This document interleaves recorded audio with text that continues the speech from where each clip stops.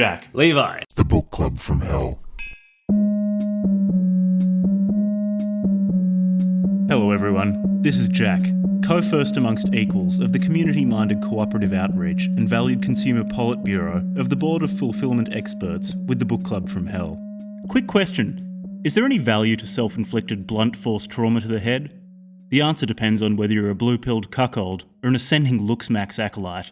Bone smashing, the act of beating yourself senseless to get superior facial aesthetics. I'm not exaggerating, it is a fringe movement, populated by people who think that if they hit themselves enough in the face, their bones will grow and they'll look like a more masculine version of an ancient Greek statue.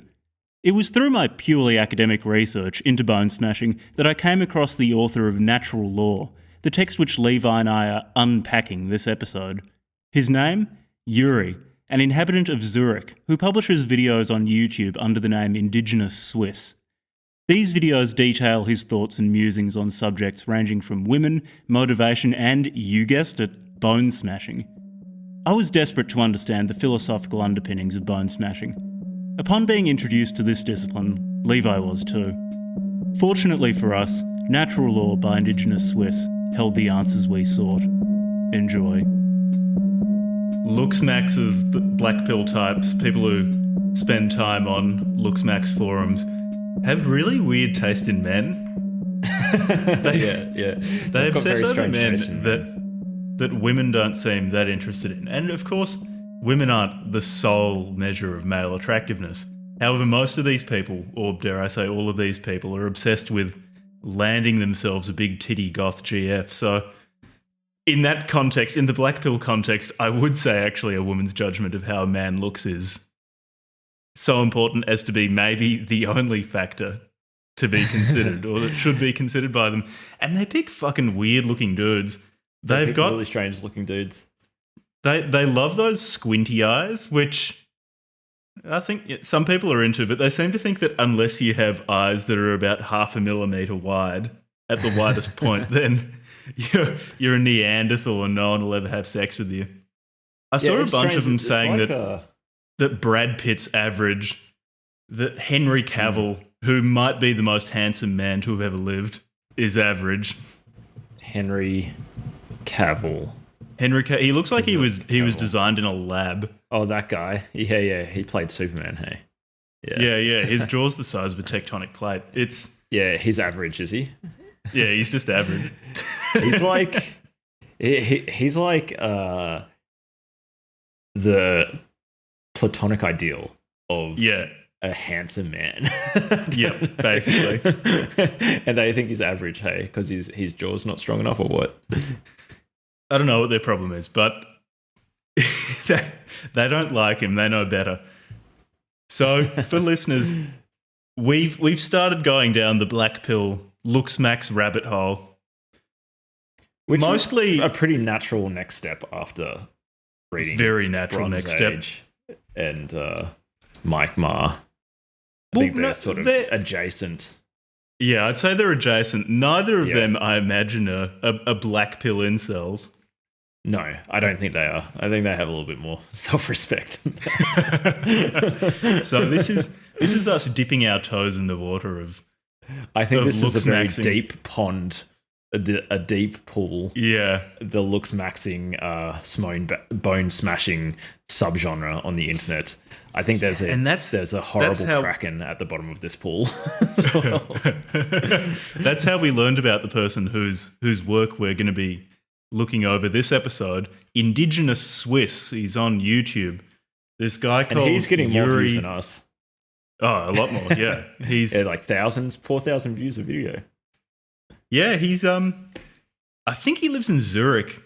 I think he mentioned that. He's a Swiss guy called Juri, aka Indigenous Swiss, who's here to help you incels ascend to looksmax. And Jack, how exactly did you? So just so people know, we're in the middle of reading the big book for our next sort of proper book episode, which is Prometheus Rising, which is an interesting sort of pseudoscientific woo-woo book, which is a lot of fun. But whilst we're reading that, we want to still put out content.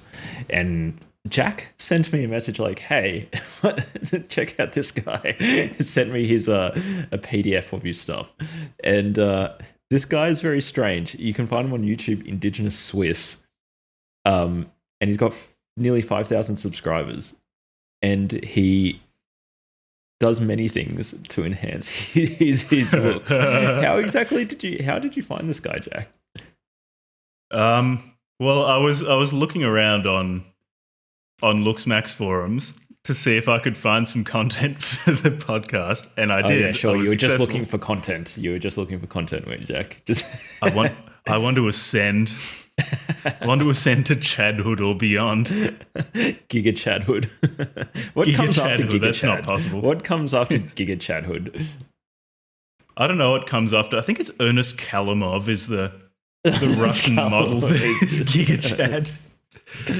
I found this guy because I found there's this particular way to looksmax to improve your facial aesthetics called bone smashing, which basically takes... So in orthopedics, there's this concept called Wolff's Law, which is by, I forget his whole name, but it was some German doctor in the 19th century noted that basically if you change the loading of a bone, then the bone's internal structure will be altered to reflect that loading.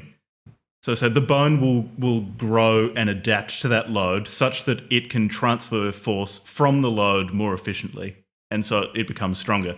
So these people took that to mean if I regularly injure my bones in the places that I want bigger, it will get bigger in those places. So if you want to get those slick cut zygos, a jaw of the gods, a hunter brow ridge, then what you've got to do is punch yourself in the face regularly, or even better, hit yourself in the face with a hammer, just in those spots that you want to be chiseled, and they'll grow. And so this guy, Indigenous Swiss, was recommended on some of these forums as either a looksmax artist or a looksmax god who will help all of us ascend. And it's Jack is not being hyperbolic either. No. A lot of this guy's videos are literally him punching himself in the face. Yeah, there's this one I liked where he got his little hammer, and he wanted to increase the definition of his eye socket. So he started like tapping just sort of like the upper inside, like the sort of outer bit of his eye socket. And the premise of the video was, you can even do this in public. Like, there's no shame in doing this. Yeah, how good was that? He was in a park, bone smashing in public, where he just started slamming himself in the face with a hammer in a park. Yeah, it was like, what the fuck is going on? How did Jack find it? And this guy's got a Gumroad, and you can buy his content. He's got like three. He's got 3 things on Gumroad. They're like 50. What is the Swiss currency? They're like $80 Australian. Yeah, he's got 3 ebooks. One of which is called Natural Law and is free. So naturally, that is the one that we've chosen to read for this episode. One of them is called like Warrior Skull or something, and is 99 euros, which is, it shows a degree of self-confidence if you think, oh, my book's worth 99 euros. It's niche, Jack. He knows his market. He knows his information, right? He knows his worth. That's right. And then one of them is, I think, 49 Swiss francs. I don't know what the Swiss franc Australian dollar conversion is, but it's a lot of money. 1.6. So it was like $80. Yeah, fuck that. I'm not. If this episode gets unbelievable traction, then I would consider laying down some cash for his other works. But look, hey, listeners, barring that eventuality, then pay and have a budget beyond our $10 trillion studio. Yeah, my $10 trillion studio, which is, if you want us to actually be able to buy these books, an $80 book from an $80 ebook, then you better keep on sharing our shit so that we can actually monetize this fucking podcast. Or we'll just get good at bone we will smashing. be. I mean, yes, Levi, your zygos could be a lot bigger You don't look every masculine part and of my dangerous. face could be a lot bigger. I want more prominent eyebrow ridges and zygos and a mandible. If I could just rip the mandible out of like an elk or something and replace my mandible, that's what I would do. Yeah, I don't think that sort of cross-species surgery is legal in Australia, but maybe in less scrupulous regions, I can. I'm sure. Well, I know in Russia. So one of the from another animal. One of the it's not necessarily popular in that a lot of people go and do it, but it's widely discussed on looksmax forums. A surgical technique that you can get done in Russia and Turkey that I know of, and probably other places. Places which aren't so resolutely anti-Chad and anti-masculine as the effeminate, pussified West, where you can have your... It's a femoral lengthening surgery, where basically they just smash your femurs in the, give you a mid-shaft fracture, basically, and then just hold them in traction. So they grow together. So what do they put? Do they put like a rod there or something to make sure it doesn't? I think they internally fixate them with a plate and screws. I think at least because they had pictures of X-rays, and so I'm only judging from seeing like a plain film of this guy. And how much do they do legs? So I don't know a single break, or do they put it in a few centimeters at least. Widen it a few centimeters? That's a proper gap. But the thing is, the bone that grows back is not going to be particularly high quality bone. Your fracture risk there is going to be so high that it's. What's the? I don't know if it needs to be said explicitly. Snapping their legs, but after the I don't know if it needs to be said explicitly. And look, I was never. I'm not saying I'm a fantastic doctor, but I know enough to say this is a fucking stupid idea. Like this is such a bad idea. No one should get limb lengthening surgeries unless it's for a clear medical indication, like one leg is longer than the other and it's hurting your hips and back. But even then, there are just better ideas, like wear a shoe with a larger sole than the other shoe. It's so dumb. Who needs legs? You should just chop them both off and get some blades. So long as you can be like those taller, Olympic sprinters who have propellers on their legs. A woman's perception of your attractiveness is proportional to how tall you are, and there's no limit. Just the taller you are, the better you are, the more freakish you are. Yeah, it's a strange community, isn't it? The looks maxing stuff. It's really worrying. I was reading comments on Indigenous Swiss's videos. And looking at some of the looksmax forums, I get the overwhelming sense that these mostly boys, I imagine, like young men, probably in their early 20s. I think it's exclusively young men. Yeah, there might be a few older dudes, but I assume it's mostly young men. Man, like we've all had, doubts about our looks and stuff, but these guys are just like next level, man. I actually started feeling really sorry for them, to be honest. Yeah, I felt sorry for them and started feeling really insecure about my looks, and so I thought, no, I gotta fucking stop this. I gotta get off these forums. He started reaching towards a hammer. Yeah, just irresistibly having to hold myself back. Put some Botox in, smash yourself in the face with a hammer. But look, Botox is one thing. Botox in a few months is going to wear off. Like, if you want to spend your money on that, fine, whatever, go for it. Hitting yourself in the face with a hammer is a whole other ball game to Botox. Now, there is something, I don't know if this is a part of a community, because even this lady might be too freakish, but I sent Jack an image of this woman that goes by the name of Mary Magdalene. Oh, she's a Toronto-based. She was like quite an attractive girl before she like monstered herself. She turned into this Frankensteinian monster. She took looks maxing to the extreme, but not within the intellectual framework of looks maxing. I would say it's a case of, say, parallel or convergent evolution. Yes. She's not a looks maxer, but She displays a lot of the features. It was I would say that she doesn't the have, mental illness features of some of the more ardent. She probably Looksmaxes. doesn't have an intellectual framework for what she's done to her body. But there's a similar dude. There's the Ken doll, the human Ken. There's the human Ken doll. That guy's fucked. Yeah. So it's strange. This is strange because there's anorexia and bulimia and these other disorders and various types of body dysmorphia, right? And then this is like a subculture that's come up around it. Yeah.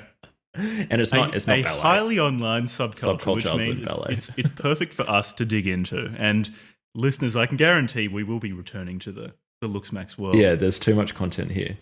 So should we get into the let's get topic, into it. the specific text of today? So we have read Indigenous Swiss's free PDF called The Natural Law. Yeah. So it was a pretty short one. Yeah, it was only like 20 pages. It wasn't even 20 pages. Like if you got rid of the first page and the last page and all the like page breaks, it would probably be like 15 pages or something. Yeah. What did you think going in? I was skeptical, given that this is a guy much of whose appeal seems to be built on punching himself in the face. And I'm not saying that hyperbolically. He just, for those listening, just go on YouTube and look up Indigenous Swiss. And it's like his most popular video is him punching himself in the face. Literally with a hammer. He's trying to break his bones. And I don't know, has he actually looked up any of the anatomy of the face?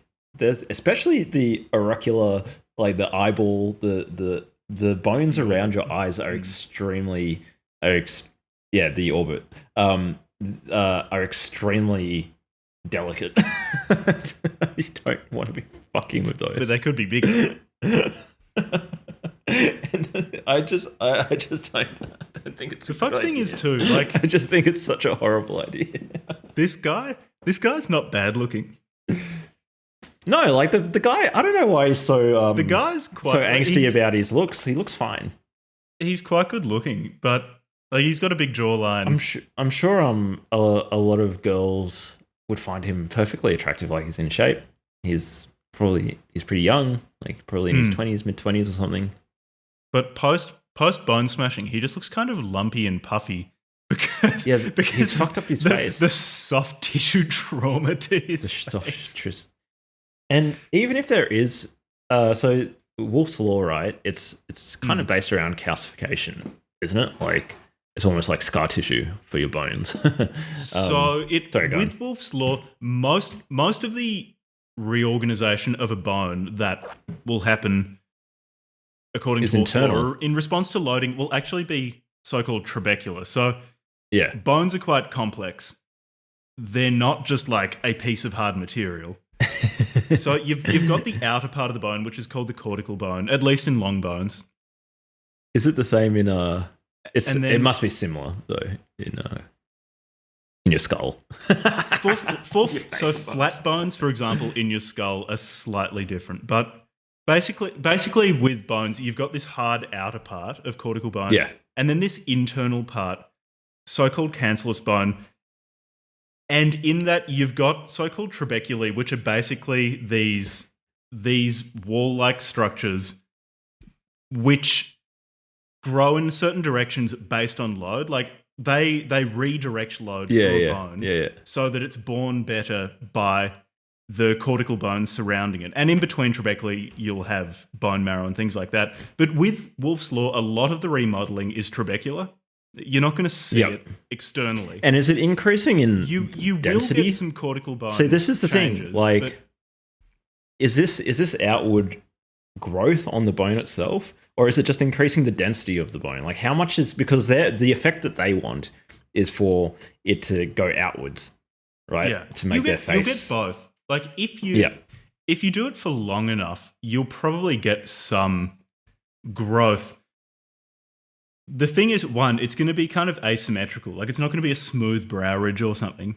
No, well, it's not on this guy's face. And and there's going to be a lot of soft tissue injury. Like you're going to scar up your skin. He's got soft tissue. You can see it on his face. Yeah, it's like his which face is going to lumpy. look lumpy and weird. Yeah. And asymmetrical. In short, you might, if you do it for long enough, get some bone growth outwards, but it's going to look asymmetrical. You're going to fuck your skin up. You might Why doesn't he just get plastic fracture surgery? your skull. It's just the number of drawbacks for the possible very, very faint advantage. It's just not in Bone Smashing's favour. I just think if you want a more prominent facial bone structure, lose fat. Lose fat, yeah. I've been doing the opposite of lose fat for the last week. I've been shoving Balinese food down my fucking gullet. It's been delicious. Yesterday, I had 2 sundaes. I'm 3 days deep Glorious. In a water fast, so I doing the feel like opposite I of have you, laser motherfucker. vision. Jack shredded laser eyes right now, man. And I'm fucking hungover, sunburnt, and fat. I've already just learned 3 languages by doing nothing. Such is the power of fasting. This guy likes fasting, so I'll give you that. That's good. Anyway, we've gotten off track. What did I think going in? And it's a PDF written by a dude who recreationally hits himself in the face with a hammer. So I had pretty low expectations, but I was quite pleasantly surprised, actually. I was quite... So this ebook, actually most of it is pretty sensible advice. It's fine. It's stuff that I can't disagree with. It's just every now and then he'll throw in something really fucking wacky.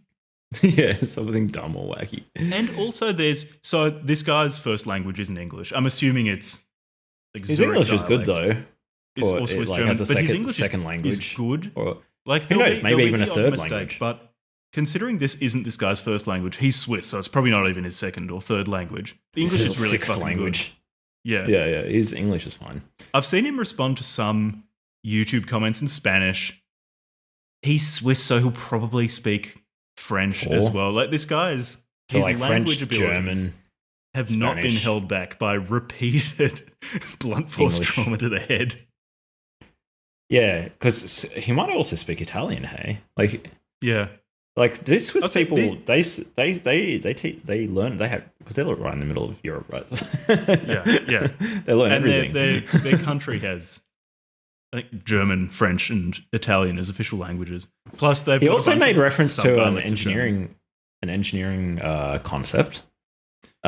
This guy, I would say, this guy seems like he's actually quite intelligent, just with this. Or was before he started spot smashing his face with bone smashing. Yeah, he used the word, what again, he's not a native English speaker, so I was kind of surprised when he used the term carburizing, which is like an engineering term. It means a heat treatment process in which iron or steel absorbs carbon while the metal is heated in the presence of a carbon-bearing material. So that's from Wikipedia. And I was like, oh, maybe he's studied, because that's it's like even English speakers wouldn't really know that term unless you studied something to do with engines or material processes or something.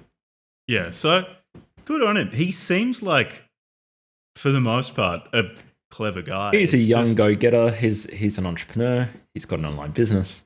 I'd say his heart's in the right place. Like he's all about self-improvement. His heart's in the right place, but his facial bones aren't. It's being channeled in an unproductive direction, in part with the bone smashing shit. Anyway, yeah. So my thoughts going in, I was very skeptical. I was like, what the fuck, Jack? Where did you find this guy? So partially I went in trying to be more positive. I'm trying to be a better person. I looked deep in my own soul recently, and I realized that I'm a bit of a crabapple. Bit of a cranky Nancy poop. And I thought, you know what?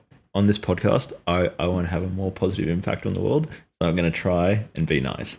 And what I did in my notes when when I was reading this thing is for each chapter, I tried to find a positive point about the chapter. And I wrote, what is a good thing about this chapter.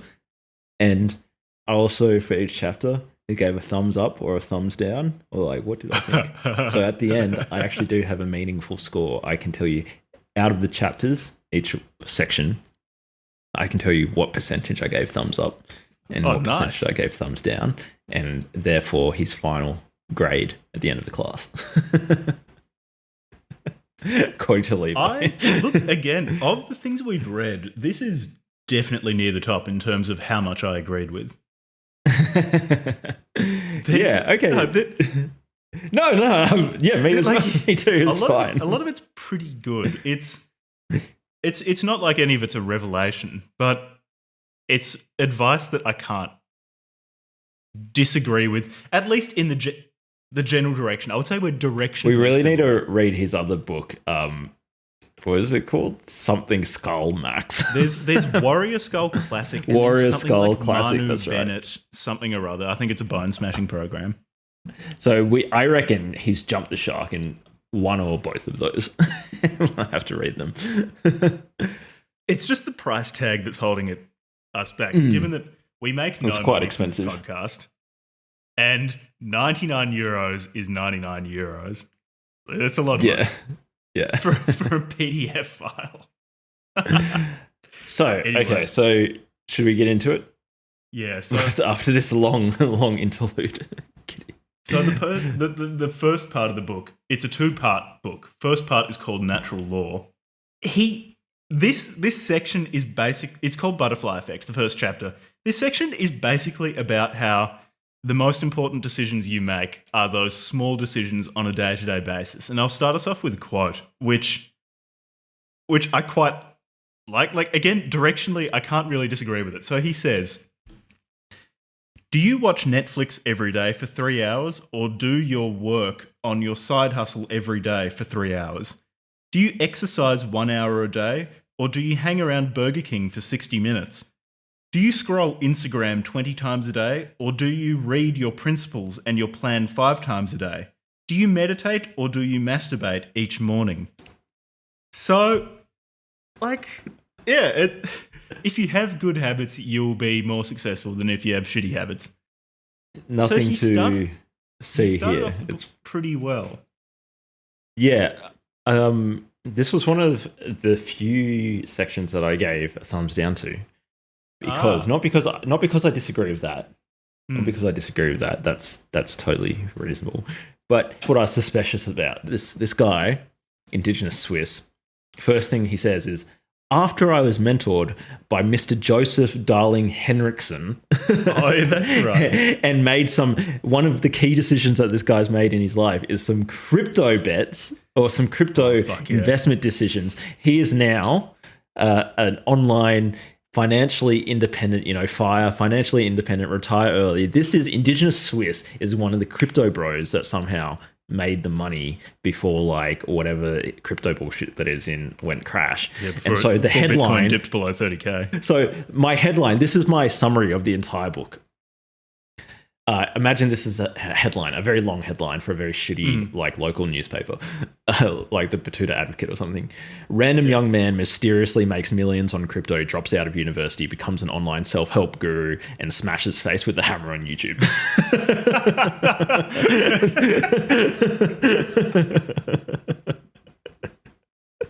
And that's not hyperbolic. That's pretty accurate. What this guy does. If you take him for his word that he made enough money off crypto in the last couple of years to retire and just smash his face with a hammer, that's what this young man's decided to do with his fucking life. Like, the problem is this guy's got a lot of the building blocks in place. But he's obviously fairly switched on.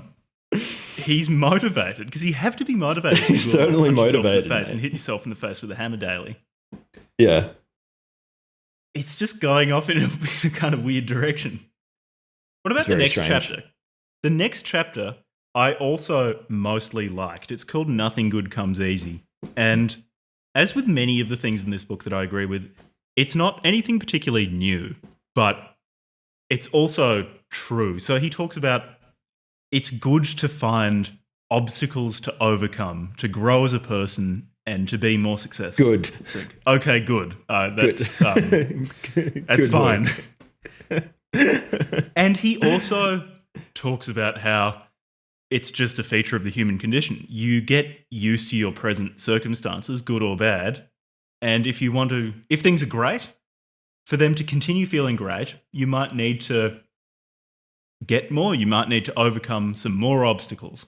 He says, but I'd actually, for reading out quotes, because he will often just slip into all caps. Yeah. Are you going to yell it? Yell it into the microphone? I think it's probably worth, when we're reading quotes, when he goes into all caps, we'd need to yell, because that way you convey the experience of reading native Swiss or Indigenous Swiss's prose.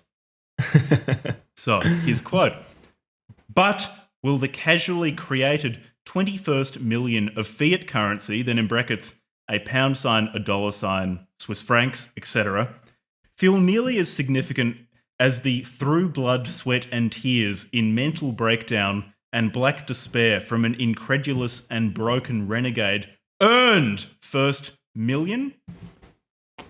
So floridly expressed, but still something that I can't really disagree with. Yeah. And then he says, this is not just limited to money. Does the 10,000th time a female stares at you remain equally exciting as the first time a hot girl thankfully submits and worships the one and only, in brackets, you are the one and only, at least in your life, and hopefully in the life of your woman too. So from How that, wholesome, I can very take wholesome. some things I agree with, in that if you're into women, the first time one is interested in you might be more exciting than, I don't know, the nth time a woman is interested in you. I bet Indigenous Swiss loves getting pegged. I can say from a mile away, man. I can tell a dude who likes to get pegged. He likes to get fucked in the ass.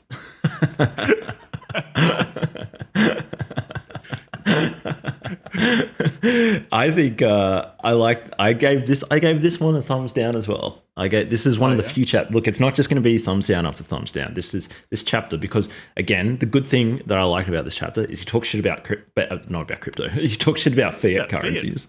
Yeah, he talks shit about fiat, and he also says he's very realistic. He says, in order to be a Giga Chad, essentially, the message of this chapter, in order to be the Giga Chad, giant horse dick, uber brained motherfucker with perfect skin and hair and eyes that you want to be, and also like rich and shit, right? Yeah, of course. In order to be that person, you have to overcome challenges. And I thought, that's good, mate. That's good. That's why I liked this chapter, because if you filter out some of the weird shit about making women worship the one and only, what he's saying is pretty reasonable.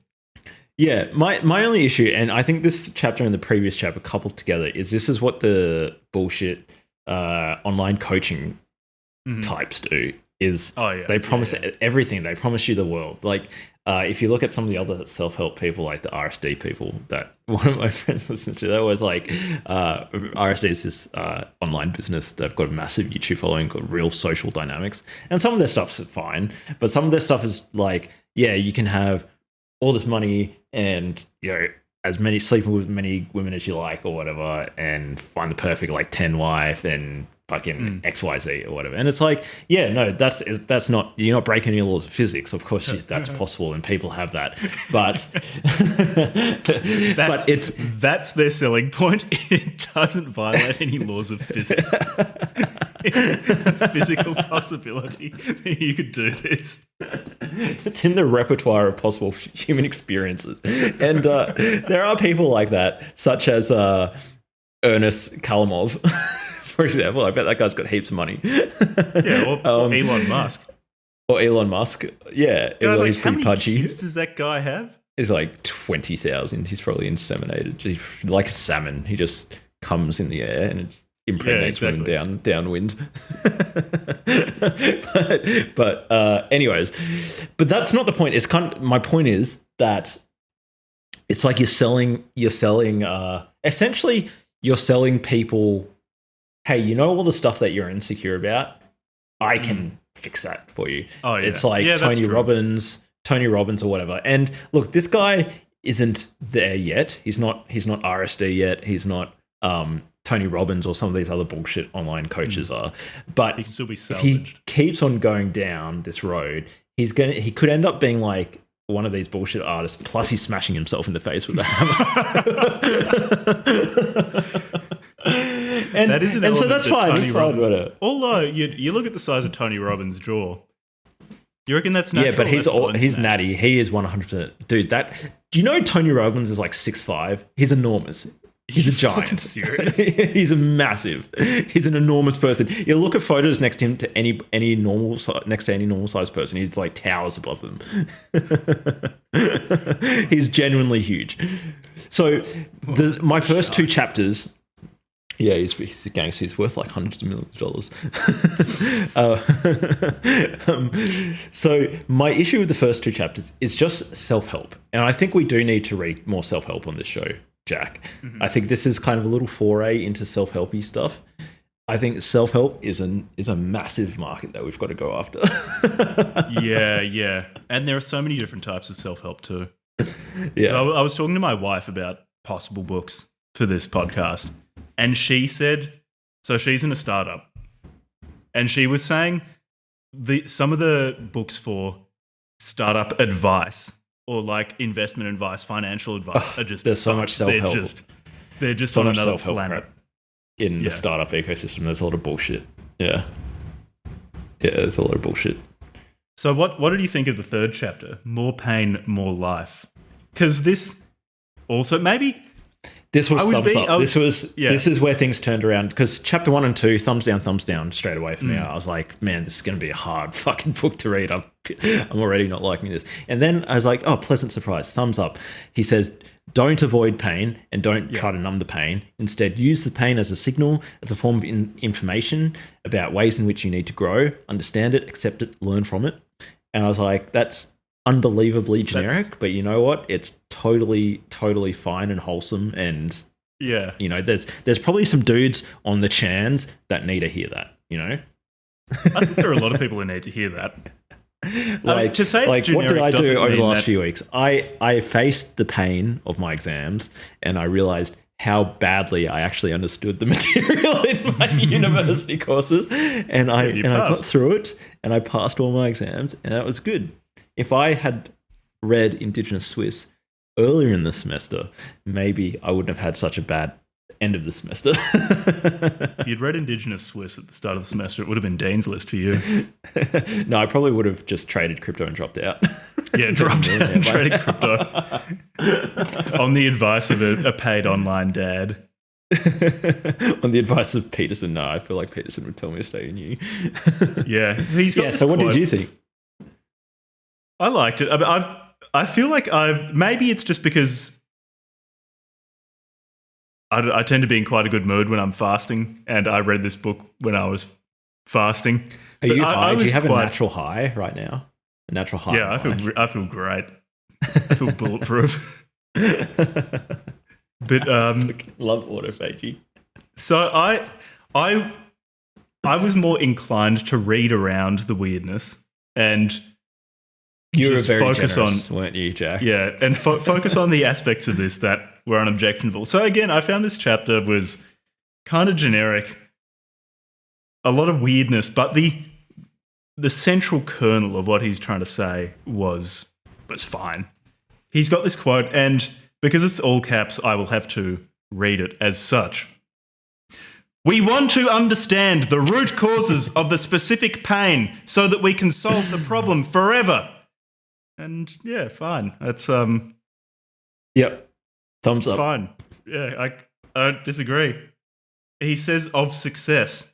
Success is simply entering the specific pains which teach you the lessons you require in order to achieve your goals. And again, fine. It's fine. Yeah. we can probably blast through these chapters. The issue is like he will say things. He'll be saying things that, in abstract, are fine. They're good pieces of advice. But then when you consider the concrete context within which he applies them, it turns into bone smashing. So he's got a pretty good starting point, actually.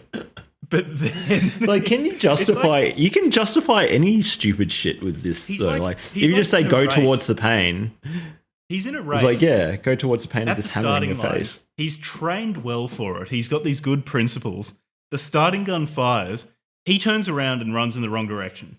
Like, that's basically he turns around and grabs a hammer and smashes himself in the face. Instead of running. It's like, this is a 100-meter sprint. He's running down, smashing himself. Dude, Indigenous Swiss, if you're listening right now, my man, you're fine. You're fine just the way you are. Like, just relax. Okay, Not stop hitting yourself in the face. You're a good-looking fella. You've got the right building blocks. Just quit with the bone smashing shit. And here's the issue that I have with the bone smashing people, right? Sorry, not with all of them, just this little bit that I saw on YouTube, is that a lot of them, they show these before and after pictures. And a lot of the before pictures are like when the guy was like 17 or 19 or something. Yeah. And it's like, yeah, that's what happens when you're a man or going from a boy to a man, is your face will become more masculine. Like, that's not because you're hitting yourself in the face with a hammer or mewing. It was because you're fucking going through the developmental process of a 19-year-old, 20-year-old person. That's the thing.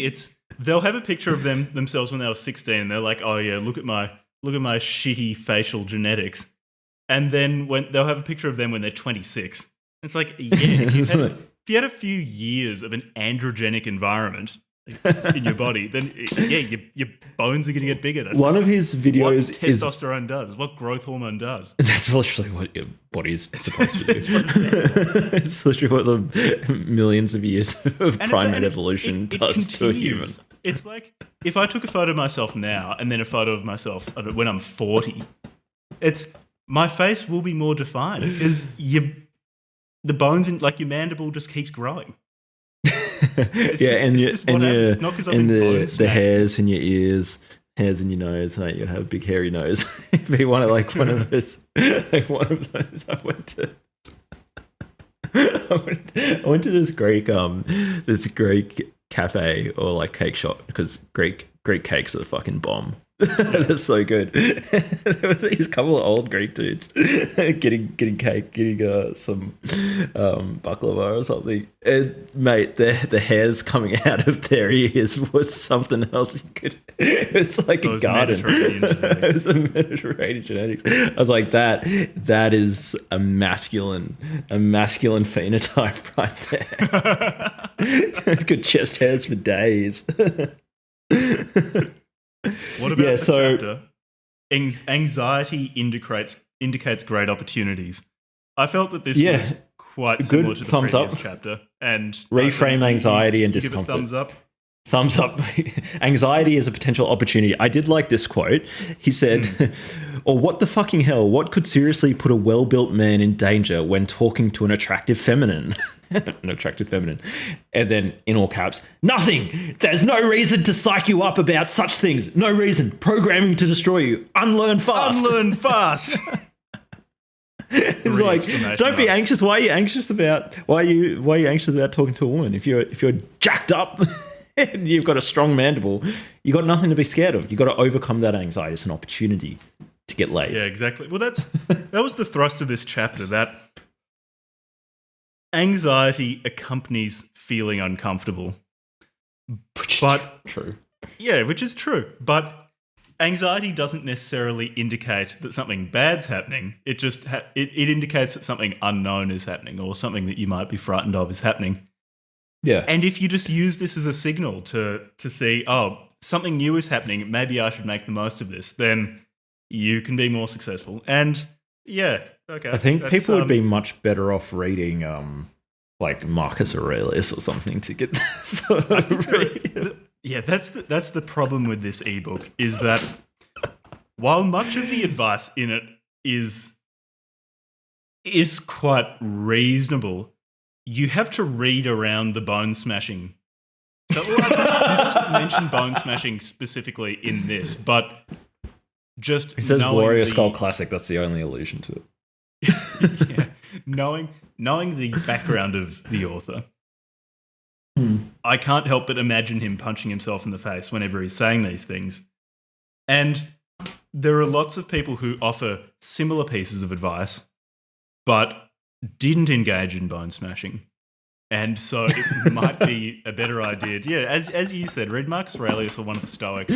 Marcus Aurelius was bone smashing. The bone smasher. That's how he became emperor. Because they just... The strongest, the other Romans eyebrow looked ridge. at his warrior skull and said, "Fuck, this guy's this guy's Alpha the Giga forerunner Chad, of Ernest motherfucker." Kalamov, the Giga Chad. Better crown him emperor." All right, next one. Fear is for fakes.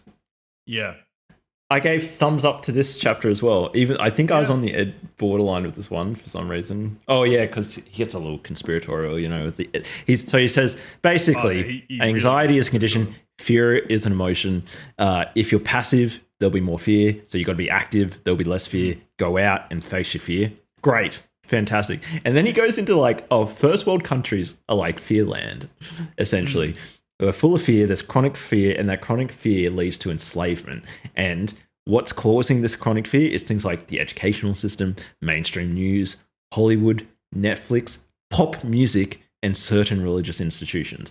I was like, mate, just stick to the bone smashing. I don't want your sociological analysis of the West. that's what you come for. You come for the intellectual system that has bone smashing as its substrate. What is the philosophical that is exactly antecedent because of the bone smashing. to the enactment of hitting your face with a hammer?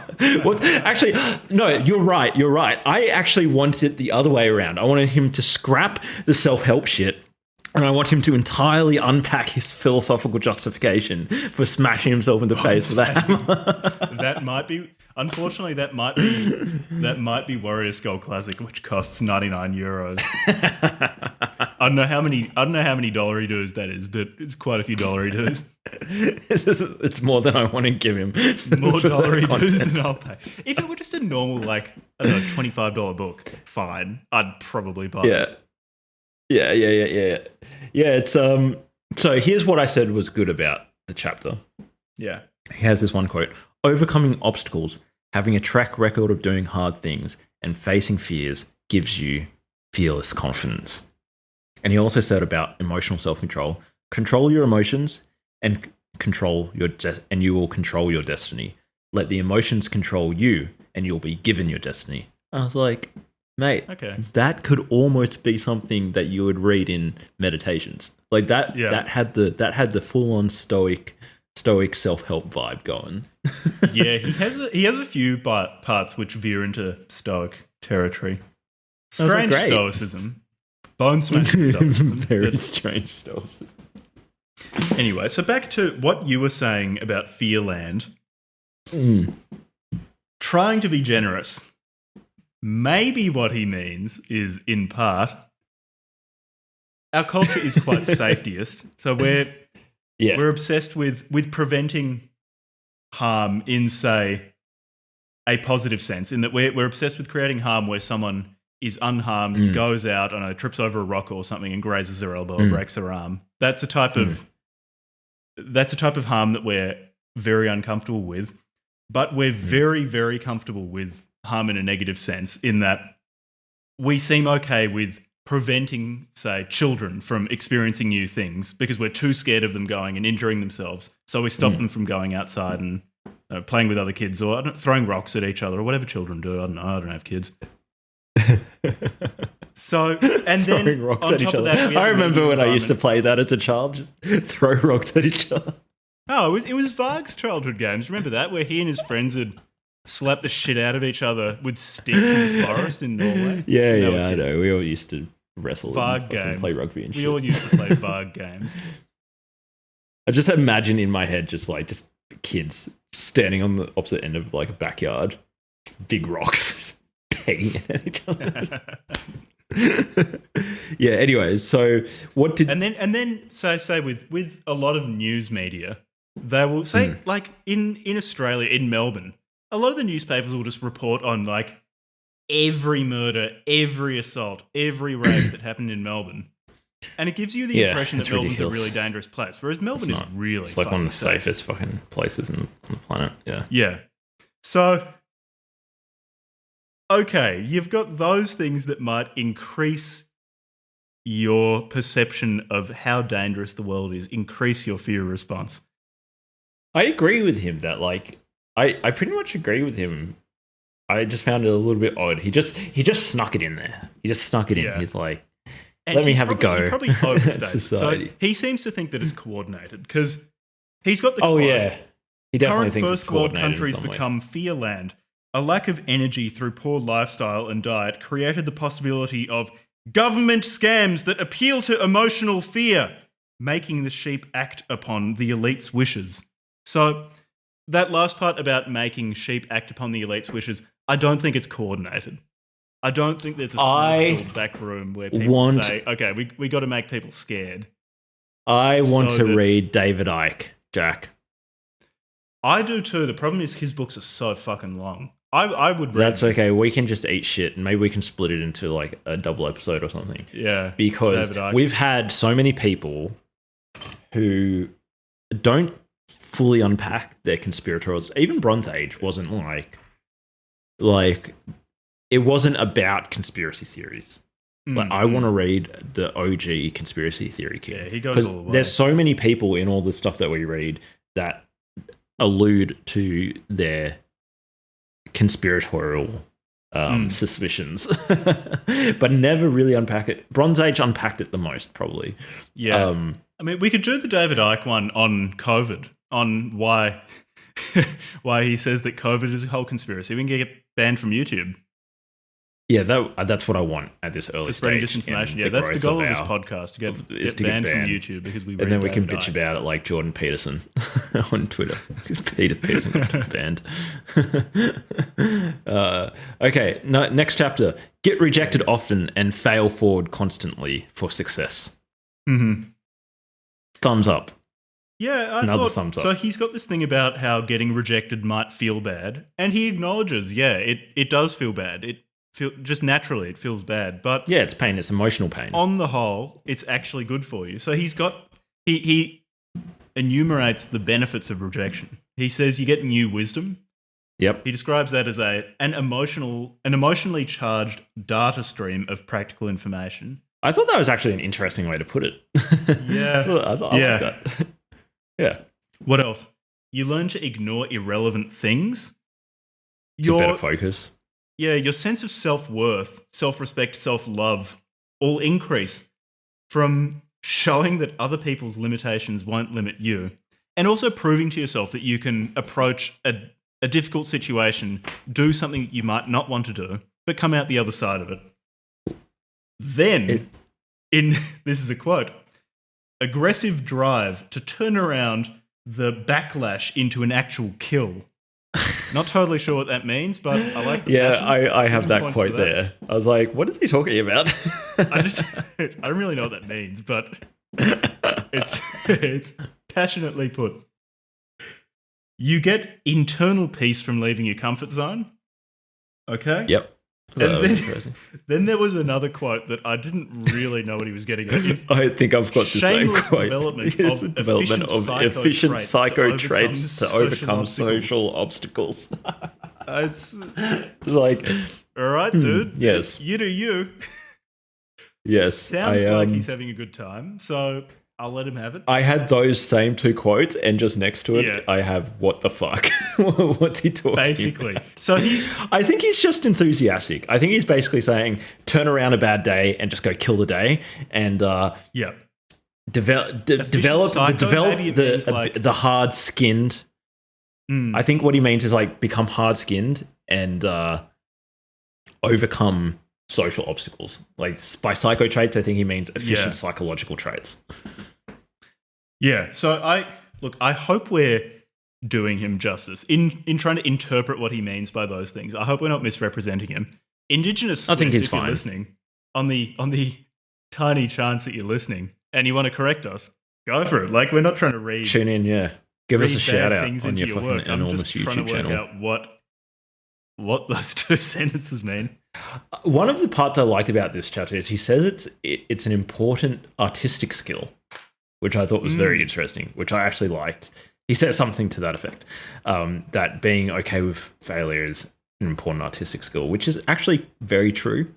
Artists, a lot of artists, it's very important that they're able to transform themselves. The classic example of this is David Bowie, you know, like how many different things did he do? Or Madonna, like different genres of music.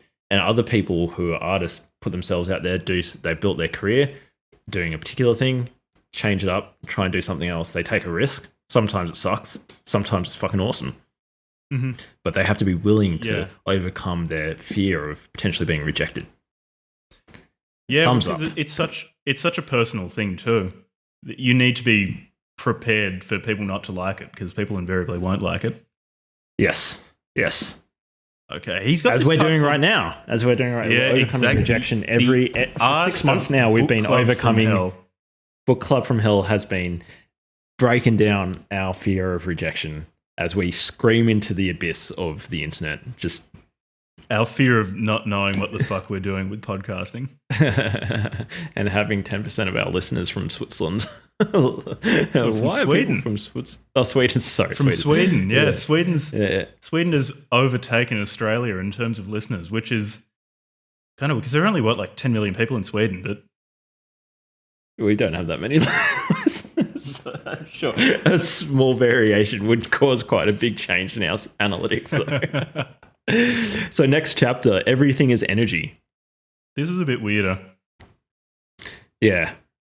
This is where it just got a little bit mumbo jumbo pseudoscience. Yeah, I had to skip it because I was like, come on, get through the fucking bullshit sentences. It's just one of those things where people talk about like, oh, there's energy here, there's energy here. Like, I was like, yes, we know energy is an abstract concept, but like, I don't think you understand. So I've got two quotes which sum up this chapter basically, where he says basically everything is energy.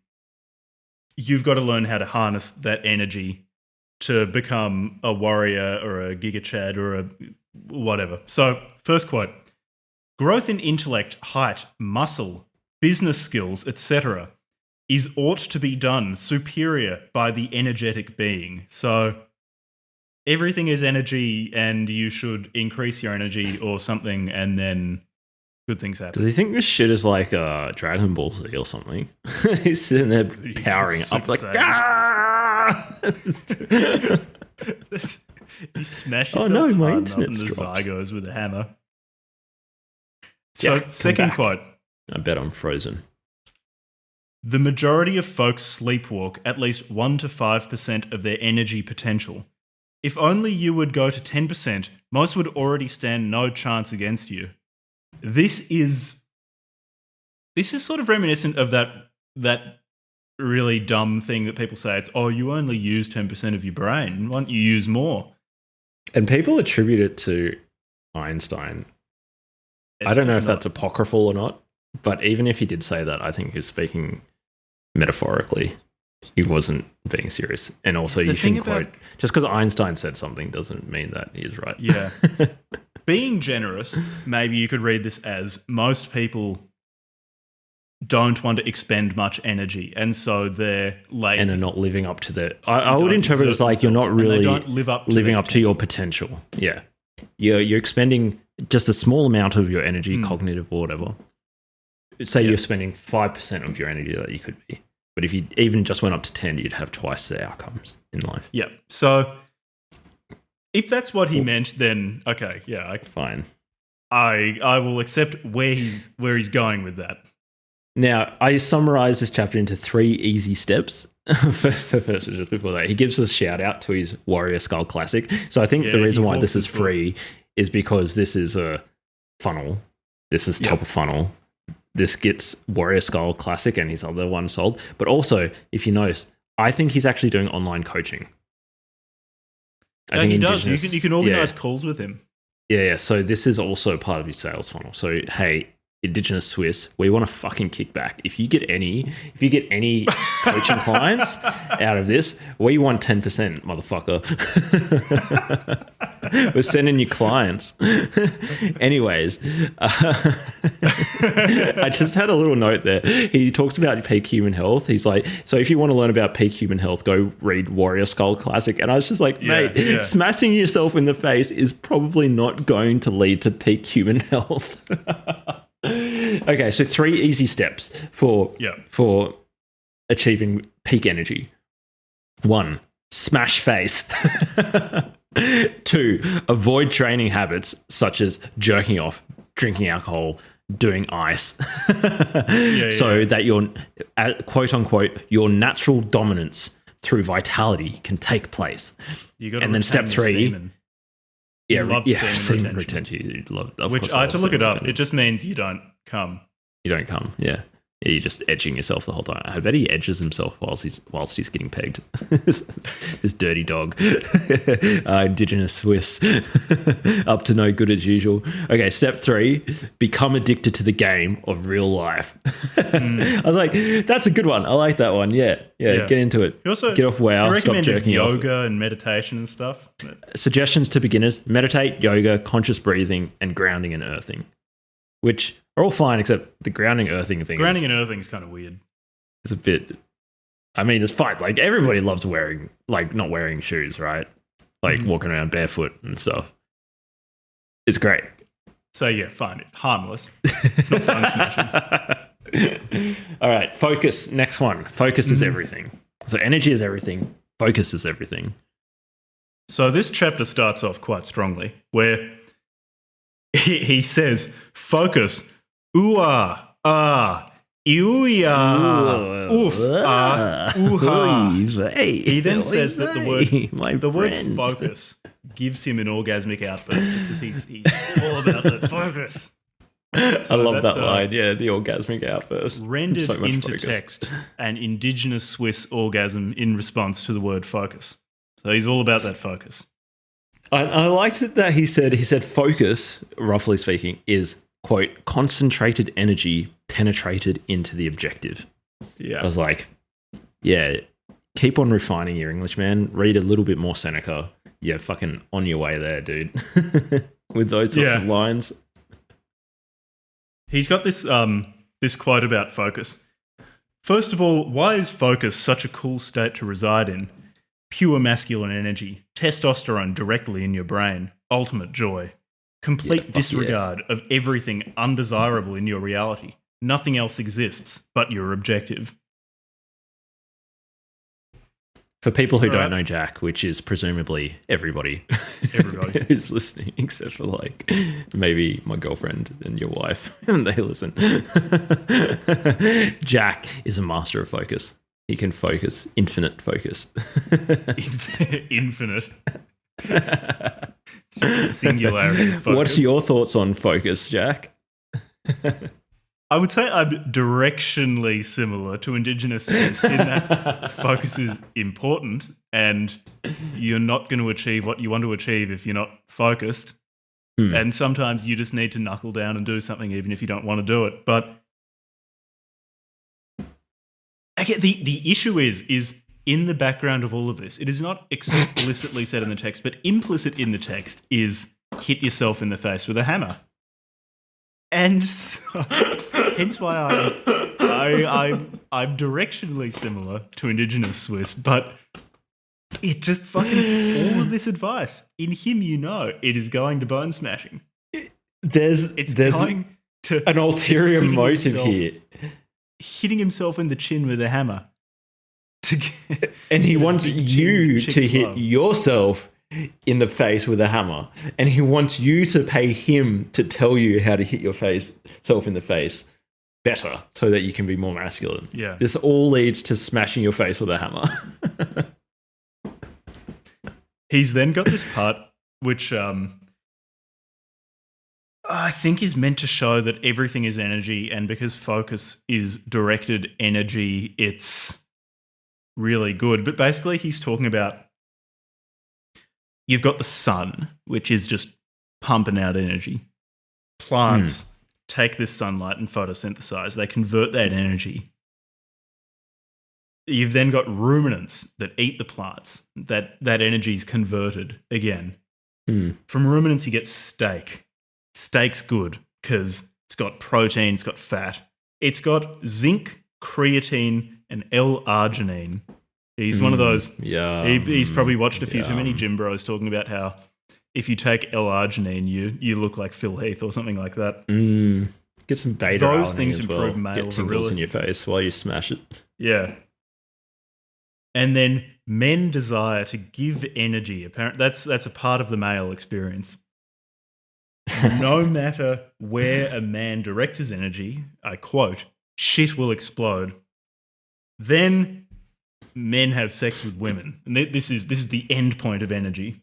And I quote, this girl will feel enhanced mood and capacity to go on in life, having been sexually penetrated by a man who is virile from eating that steak from the ruminant, which ate the grass, which photosynthesized from the sun, which is a giant nuclear fusion reaction, just pumping out energy.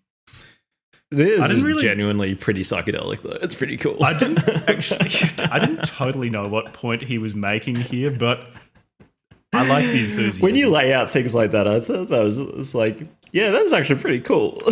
Like at the end of the day, so the thing with my cum is made out of star energy. Yeah, exactly. And that's what I got from it. A bit about having sex with women, I guess. If you have good sex, you feel good. I guess you can collapse his weirdness into that, and it's something that I can't disagree with. Yeah. What about the chapter? Pleasant anticipation makes you motivated. Thumbs up. Look, he's on a roll. This has been thumbs up after thumbs up after thumbs up. This is another thumbs up. So he starts off with saying that having a goal or an activity helps with depression. Yeah. Okay. True. Yeah. True. And like, yeah. He also says like, yeah, activity cures. Like, go and do stuff. Like, yeah. I mean, if there's some depressed kid on one of these chans, like maybe they need to hear somebody. I mean, probably don't listen to Bone Smasher and instead, like, I don't know, listen to Peterson. It's probably slightly less risky for the health of your face. As far as I'm aware, Jordan Peterson doesn't hit himself in the head with a hammer, so he does have that going on. But this is where he brings in his advocacy for semen retention, because he talks about how delaying gratification is good, and he says, semen retention is the most powerful version of delayed gratification on a macro level. With this, Skylark's getting edged. I mean, don't watch porn because that stuff's bad for you. But besides that, I don't think coming is bad for you. Like, guys listening, and I'm just going to go ahead and assume that 99% of our listeners are dudes. It's okay to come. Nah, Jack. I think it's 99% of our listeners are women. 99% of our listeners are women. In which case, you still shouldn't come. Hold that shit in. Women can semen retain too. Yeah, retain the semen. How do you increase your motivation? He's got this section in here. One way to do it is to be dopamine sensitive and abandon your addictions. I think there's probably something to engaging in less highly stimulating activities regularly. Yeah, so we have hyper-stimulatory lives these days. Yeah, instead of just gaming all the time, which is so high stimulus, maybe for some time off, read a book. Just stick to like 6 or 7 hours see a day friends of gaming. Yeah. At least from my perspective, when I game tons, my motivation goes off a cliff. Yeah, so you know what helps with that, Jack? It's not a controlled experiment. Smoking weed and listening to Terence McKenna while you play Elden Ring.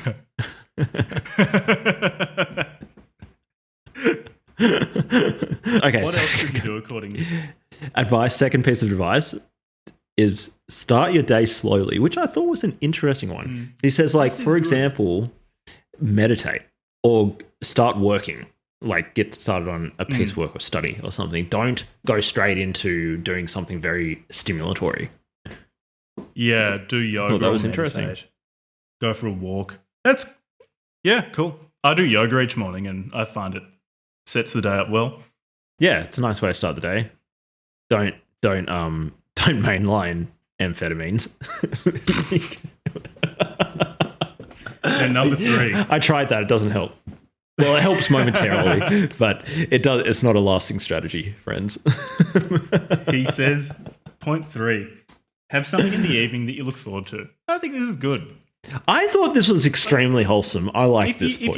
If you have a big day, if you're really working hard, reward yourself.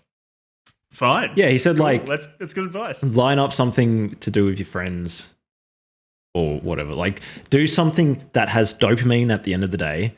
So he's almost like saying like he's almost thinking about it in terms of like a dopamine schedule, which is actually an interesting idea. Like do low stimulation stuff early in the day, get your work done and everything, and then have something like a dopamine stimulatory thing, seeing friends, having sex or whatever at the end of the day. And he talks about what are the best things to do, the best rewards, and they are go out and see a woman, like go on a date, or if you have a girlfriend or something like that, go see her, or have dinner with your family or friends. That's if you're a hetero guy or a lesbian, if you're interested in women. If you're interested in dudes, then just swap it to going to see your boyfriend or something. Is this unisexual advice? Can this be applied, or pansexual advice? I don't know. Given how much can women follow this advice as well? Given how much he talks about testosterone and stuff like that, I assume he's talking to should women be delaying gratification? What are your thoughts, I don't know. Jack? Well, they can't semen retain, so they've should they be lost the most. Well, no, they can semen retain. retain. No, they can semen retain. After they've been blasted down, they can hold it in. So it works differently for men and women. Energy transformation. We'll have to write to Indigenous Swiss and ask for the specific mechanics of how women can do semen retention. But the thing about like reward yourself by going to see family or friends, that's great advice. It's fine. It's excellent. Look, I gave this a thumbs. I thought it's funny. Like semen retention is funny, but whatever. Next chapter. Every problem has a solution. / never give up. Yeah. Thumbs up. Another thumbs up. Just don't give up. This like his weirdness was really creeping into this one here. Yeah. More so than in preceding chapters. Basically, it's almost like #manifest. It's if you don't give up, #manifest. the universe will have to give you what you want if you're just so relentless that you leave the universe no choice. Yeah. I mean, it's a bit dumb, the metaphysics of it. The claim that it's like, yeah, maybe. So don't give up. That's good advice, but you don't need to. To back that up, he's got this quote. Most of it's all caps. So, unless there is an individual obsessed, determined, and ultimately committed to change, a man that resists mediocrity so intensely that it is easier for the cosmos to simply hand the boy whatever he desires so badly than it would be to resist his unshakable determination. So he just drops into like lowercase in the middle of that out of nowhere. But I have to render it in speech faithfully to how it is rendered in text. That's kind of like, I don't know why the universe... I don't think the universe is conscious in that sense. That if you're just insistent enough, it's going to go, okay, fuck it, I'll give you $1 million. Yeah. He's got to be... I have a suspicion. Yeah. I have a suspicion that... I mean, again, this is me just being an armchair psychologist piece of shit. I have a suspicion this guy might have like bipolar or something. I don't know. Maybe not bipolar. Maybe something else. Like he's definitely got some. He had a hypomanic episode at the beginning of that quote, and then at the beginning of that sentence, or maybe not. There's something else. Like, oh, well, he obviously has like some sort of mental condition. He's smashing himself in the face with a hammer. I think bone condition, but also just like, yeah, just I don't know. There's something a bit off this whole text. I put it down to him being a high energy, high test young man. Yeah, He's I just guess so. excitable. Fucking whatever, man. He's got this other quote in this chapter, which I quite liked, about when you should and shouldn't stop doing an activity or quit. He says, "I'm not saying we are never ever going to quit an activity or project, but we never quit because it's too painful. We don't quit for emotional reasons or because we feel like doing something else. If we quit, it's because rational analysis and intuition clearly show that there is no point in continuing." So, yeah, fine. Know when to quit, but know when to stick with something. Yeah, it's a fine line. I like he had this one bit where he's like pretending to be the reader, and he's like, "Oh, so but why do we have to be so hardcore Indigenous Swiss?" It's like, please, I can't handle all this hard work. Do we have to keep on going? I just want to quit. He's like, "No, motherfuckers, keep going." If you are unrelenting, the universe will give you what you want. Yeah, just has to. It has to. So the next chapter, one step at a time. I thought this is good. He basically my summary says, of this chapter was don't. It was basically so he said this quote sums it up. "We strive for the maximum output while still feeling ready to go the next morning." He says, "Work hard, but work sustainably. Don't pace yourself. Yeah, don't just go all out one day and make the next day a write-off because you're too tired or can't be bothered." Moral of the story: in order to be a Giga Chad, you have to live sustainably. You have to retain your semen sustainably. You have to smash yourself in the face with a hammer sustainably. You have to buy crypto shitcoins sustainably. And if you want to be an Ernest Kalamov, you need to do it sustainably, fellas. You can't just go balls to the wall, fucking deadlifting twice a day, every day. You're going to fucking snap your shit up, fellas. Knock it off. Exactly. It's the periodized training. It's a periodized training. It's a periodized training for smashing himself in the face with a fucking hammer. It's the Johnny Candito powerlifting program for life. You can't be just doing 1 rep maxes every day, guys. It's a 5x5. Push, 5x5, smash yourself in the face. Bone smashing. Mark Riptoes, 5x5. Increase by 10% Strong week on lifts week. for bone smashing. You need it. Deload every 4 weeks. Reduce bone smashing by 25%. In no What's your time 1 rep max at all. bone smash? How many newtons of force can you put through your skull? You reckon we could build like a device that gives consistent, you can program it, how many newtons, how much force, the frequency, and you just put your face, you strap your fucking shit into the device, and the hammer just... I mean, I'm positive you could make a device that hits something with a hammer at a certain number of newtons of force. It's just, should you? Should you do guys? Should you unleash that level of bone smashing upon the world? This is the innovation that the world needs, Jack. We got a Y Combinator. Hey guys, go to Y really good idea that you should fund. Paul Graham's up there, just like this is the fucking next big thing. This is the next Dropbox, motherfuckers. He jumps head first into it, starts getting bone smashed right there while you're trying to pitch. All these fucking weak zygote Silicon Valley little puny software engineer cucks just throw their faces at our hammer device. Yeah. Bone smashing device. Yeah, no. Anyway. Let's move on. Winners are winners. Just win. Just win. Yeah. Just win. So, my favorite quote, one of my favorite quotes, and this sums up the chapter. Hot girls love winners. God loves winners. I love winners. I love winners. Yeah. Just And look, win. those are the three things in this life that you need to keep on your side: hot women, God, and Indigenous Swiss. Jesus, bitches, and random And crypto Juri. dude, and Yuri. What? No, but okay. In all seriousness, just need to be serious now.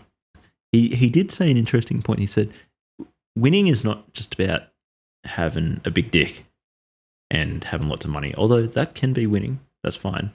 But winning, he said, basically what I wrote down, what I got out of it, being a winner means to know thyself. And being a winner is about your self-perception, not about external validation, such as what girls see, what money, prizes, this sort of stuff. Yeah. And I was like, there you go, Yuri. But why are you smashing yourself in the fucking face with the hammer? If that's what you think. because he said basically, winning is you set yourself a goal, and daily you try to fulfill that goal, which sounds good. But then his goal is fucking bone smashing. Smashing And yourself. I guess so. The problem with this algorithm of have goal, achieve goal daily. There is no way that you can analyze your goal. This way of living doesn't factor in self-reflection and is this goal a goal I should be pursuing? Yeah, critical analysis. Is this a worthwhile goal? Is bone Where did I get this smashing. goal from? What's the internal driver of my desire to smash myself in the face with a hammer? Like, there's no circuit breaker in this fucking community. There's nobody who's just like, hey guys, can we just You don't take a second? At least so. Nobody's just looked in the mirror one day and just thought, This is one of the very few things that can be said in favour of the looksmaxing community, is that at least from my cursory reading of looksmax forums, bone smashing is pretty niche and most people see it as a dumb idea. Like that's one of the few positive aspects of the looksmaxers, is that even most of them will look at bone smashing and go, yeah, nah, I'm not doing that. yeah. So, That's good to So we've hear got- that it's a niche. It's a niche part of it's the a community. niche within a niche. Yeah. Okay, next one. Yeah, next Oh one. wait, that's the end of part 1. That's part 1. Part 2 was shorter and Very nice. Very, very nice. part 2 was less good, I think. I think Chapter 1. The first part was a lot better than part 2. Yeah, for sure. Chapter 1 of part 2. This is the first time in a long time that thumbs down. I gave this chapter Them a thumbs down. Hoes is the name Them of the chapter. hoes. Yeah, I didn't like this chapter.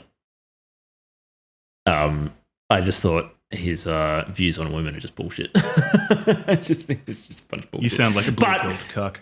Yeah, I know. Fucking Jesus Christ. Okay, but I said I wouldn't be a negative Nancy, so I did find something good about this chapter. I have don't made no just wanna such be mean. promise. And this is not for you, Jack, and it's not for our cuck listeners. This is for my own self-perception, my own self. This is an internal goal that I set for myself, to not be a negative Nancy. And so what I found good about this chapter was that he advocates going out and meeting women. The pickup artist community calls it cold approach.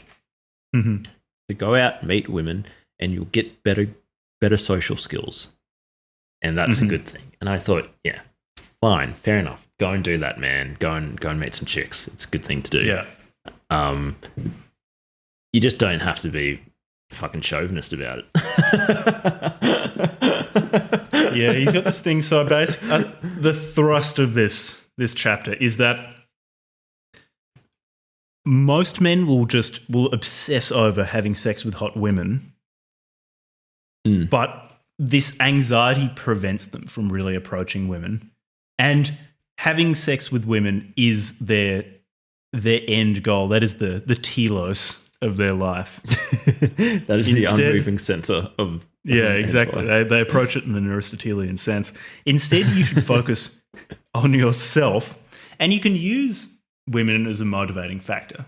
You say, if I get really, really wealthy, if I get that Giga Chad body, if I get a great prestigious job, if I have a successful hobbies, podcast where I talk about strange internet people and read their books, exactly, then maybe it's really good that some fucking swamp hag will crawl out of the corner of a gutter and suck my dick. Wouldn't that be? I'm very lucky that I got married before starting this podcast. I'll say that much. This podcast's not going to get us laid, dude. That's for sure. I mean, I've been married for like almost 8 years, so I hope it wouldn't bring other women into my life.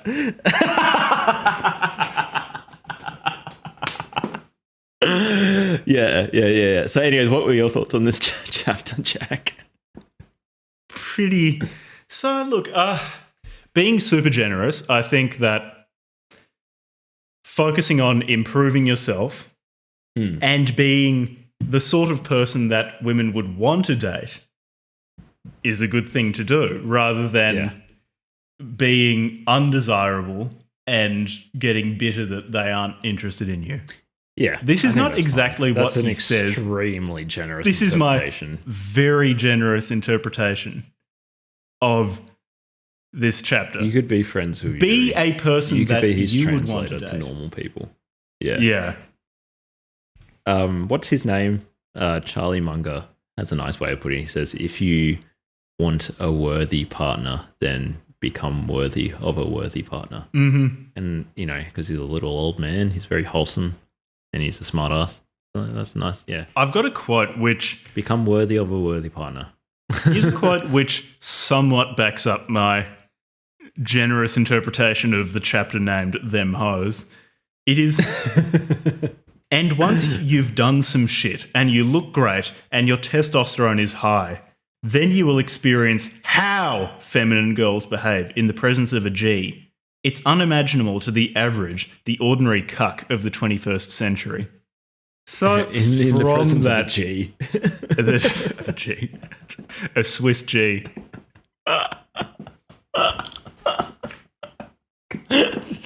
He then goes on to say, what most men actually do is not that they interact with hot girls all of the time. No. Most of their time is spent worrying about hoes, which is super gay, but that's just my opinion. So, again, the generous analysis of this is stop being so anxious, stop over-analysing your relationship with women and just talk to women. And that is okay. That's unobjectionable. But I feel like that is an overly generous interpretation of what he's saying. I think you're being unbelievably generous. Being extremely nice. Next chapter, mediocre people. This is the other thumbs down. Yep. I didn't like this one as well. Yeah, this one was kind of shit. Yeah. Basically, okay, everybody's heard that saying, right? You're the average of the 5 people you spend the most time around, right? That's why you should just listen to Robert Breedlove 24/7. That's why I should just listen to our podcast all the time. Our podcast and Breedlove. Now he's got that gigantic table now. Anyway. Do you reckon it'll set off this kind of mimetic competition between podcasters to get bigger and bigger tables between them and their guests? Rene Girard. Girardian mimetic competition in table size among the Bitcoin maximalist podcasters. Started by fucking Breedlove. It's just getting bigger and bigger tables. You look at his face. I reckon Robert Breedlove bone smashes. Look at that jaw. Oh, fuck, dude. That guy's got a massive man. Alpha Breedlove bone is smasher. fucking huge. He's a big dude. Yeah, he's jacked. Yeah. Anyway, this is heaps of Bitcoin. This is off topic even by the standards of our podcast, but so with this chapter, mediocre people, he basically says that feminine nature wants to test the masculine nature to see if the masculine nature will be distracted by the feminine nature from its mission. And when the feminine nature finds a masculine nature that isn't distracted from its fleeting. mission, Fleeting. they try to Fleeting reproduce women. with that Chad alpha, right? Yeah. Do you reckon So- Indigenous Swiss has read Evola? Yeah, maybe. Or he, if not directly, then he's absorbed He's been strongly Evolian informed, analysis of the relation between the sexes Yeah. He's from converged. on the spending same- too much time on 4chan or fucking whatever. Yeah. 8kun. And so most people in our society now are feminized. We're thoroughly pussified. Although he doesn't use that term, but I just love the term pussification. As a Pussification of the American male. Yeah. to pussify the verb is excellent. Pussify something, to someone. A wonderful neologism. So most in our society are feminized, including the men, which means that society is going to try to dissuade you from your goals. Because remember, if you're a man, if you're masculine and you've got a mission, the feminine will try to dissuade you from it. He says, avoid mediocre people most of the time. They drag your energy and pull you back down. Nobody can fully escape his environment. Fine, I don't disagree with that. That's okay. Yeah, that's Surround yourself with people that you want to be like. That sounds good. He also says, consume less media. And if you consume, aim for content created by people you look up to. Okay, I think there is definitely worth to listening to viewpoints from people that you don't agree with. But, Sure. okay, yeah, consume media from people you look up yeah, to. but- That's all right. Well, like consume more of me and Jack. Basically, we all- 100% we of your know- media consumption should be book club from Jack hell. and I know that you fucking look up to us. Whoever you are, James, listening right now, James, we know you fucking look up to us. And you should go back into our back catalogue, James. Stop being a fucking cuck and listen twice to every single one of our podcasts. That is That's all I the have to say. remedy for cuckoldry is to listen to our podcast. So we agree, but why did you give this a thumbs down, Jack, this chapter? You said you didn't like this chapter very much either. Yeah, I didn't like it much. So I found this canard in a few different places. I found it in our practical female psychology episode. You find it Oh, really? You don't say. in a weird way in Evola. You find it in a few places that women just want to drag men down. Yeah. And if a man ignores them and continues just doing his hobbies or whatever, fucking bone smashing or going to the gym, surfing whatever, in horrible weather or whatever. then women love him. And two things, I think, okay, low quality women, and I think this can be easily generalized to low quality people will try to drag you down to their level. Yeah. Like that's not specific to women. Yeah. And then I just don't know that many women like it if a guy will just ignore them and say, "No, I'm going to go surfing. I don't care about you. Or I'm going to go bone smashing." That's not going to make my them. girlfriend seems to work, Jack. You've been ignoring Go on, Fiona get out all of day here. and just bone smashing. just bone smashing and then talk to you. Get out of here! It's bone Get smashing out of time. here. Get out of here. I'm going to hit myself in the face with a hammer. Her internal monologue. Wow, Levi's been ignoring me a lot lately and has just been hitting himself in the hammer, hitting himself in the face with a hammer. I love him more than ever. I love him. I'm so devoted to him. I worship him. So that's I've seen this misconception all over the place. Invariably, it's linked to the manosphere. But I think it's just, Evolian. I think it's Evolian. just I not think it's really- deeply rooted in the unmoving mover ideal. That's It's from it's. I from think it Evel is the progenitor of this ethos of just being this the unmoving center moving rooted to the centre. world of being. That is prime mover. that is the primordial Facilitating substance of bone ontological smashing. transcendence of bone smashing. Transcendence as an initiatory ritual it- to commune with the world of being and be ontologically transformed. Okay. I reassess. I Plato's love this smashing- chapter. This is 2 thumbs up. Yeah. No, I'm gonna switch my tune as well. You link Sacred Games to Bone Smashing. Oh, Sacred Games round 2 is going to be fantastic if we build up a few more weirdos like Indigenous Swiss. We need to expand our stable of authors, but yes, there will be. Yeah, for sure. Okay, next chapter. They're fun to listen to, but those were really fun to record. Yeah, they were fun to record. Fiona Which is said enough for me. Fiona said we were laughing too much, and by we I mean me. I think your laughter was fairly self-controlled, but she said that I was laughing too much. She's like, "Shut the fuck up, Leo." Matt, let your audience let your Ignore audience her. laugh. Focus on your bone smashing. Focus on your laughter. Yeah, I mean, I was ignoring her anyways. Yeah, I'm relaying what she said this, as trying to be heard over just the cracking whilst I was slamming yourself in the skull with a hammer. And whilst I was watching the football and drinking my beer and ordering a sandwich. Yeah. I have some vague echoes of her saying something about not smashing my face with a hammer. Should we go to the next chapter? Levi, if you keep doing this, I'm calling the police. Ah! You're roaring to yourself as you beat yourself bloody. Anyway, he's got the next chapter, The Law, Morals and Empathy. This was a more metaphysical chapter. I didn't like it so much just because he kind of touches on metaphysics but then doesn't really explain himself in any way. So it's like a Hegel problem. He says all these things and then you ask yourself, well, why? And that can't be answered. Basically, he draws a distinction between natural law and state law, or legislated law. And he says only natural law ultimately matters. But it's worth abiding by state laws because it's convenient. Like if you're just getting arrested or getting harassed by the police all the time, that's going to hold you back from achieving your goals. Yeah. Unless you're a pirate king, in which case you should be a military dictator. He's not a moral relativist, which I do like. He says, while I don't believe in leftist, vegan, LGBTQ or conservative Catholic concepts of morality, I'm convinced that there is an inherent sense of what's right and what's wrong in each and every healthy human being. Okay, yeah.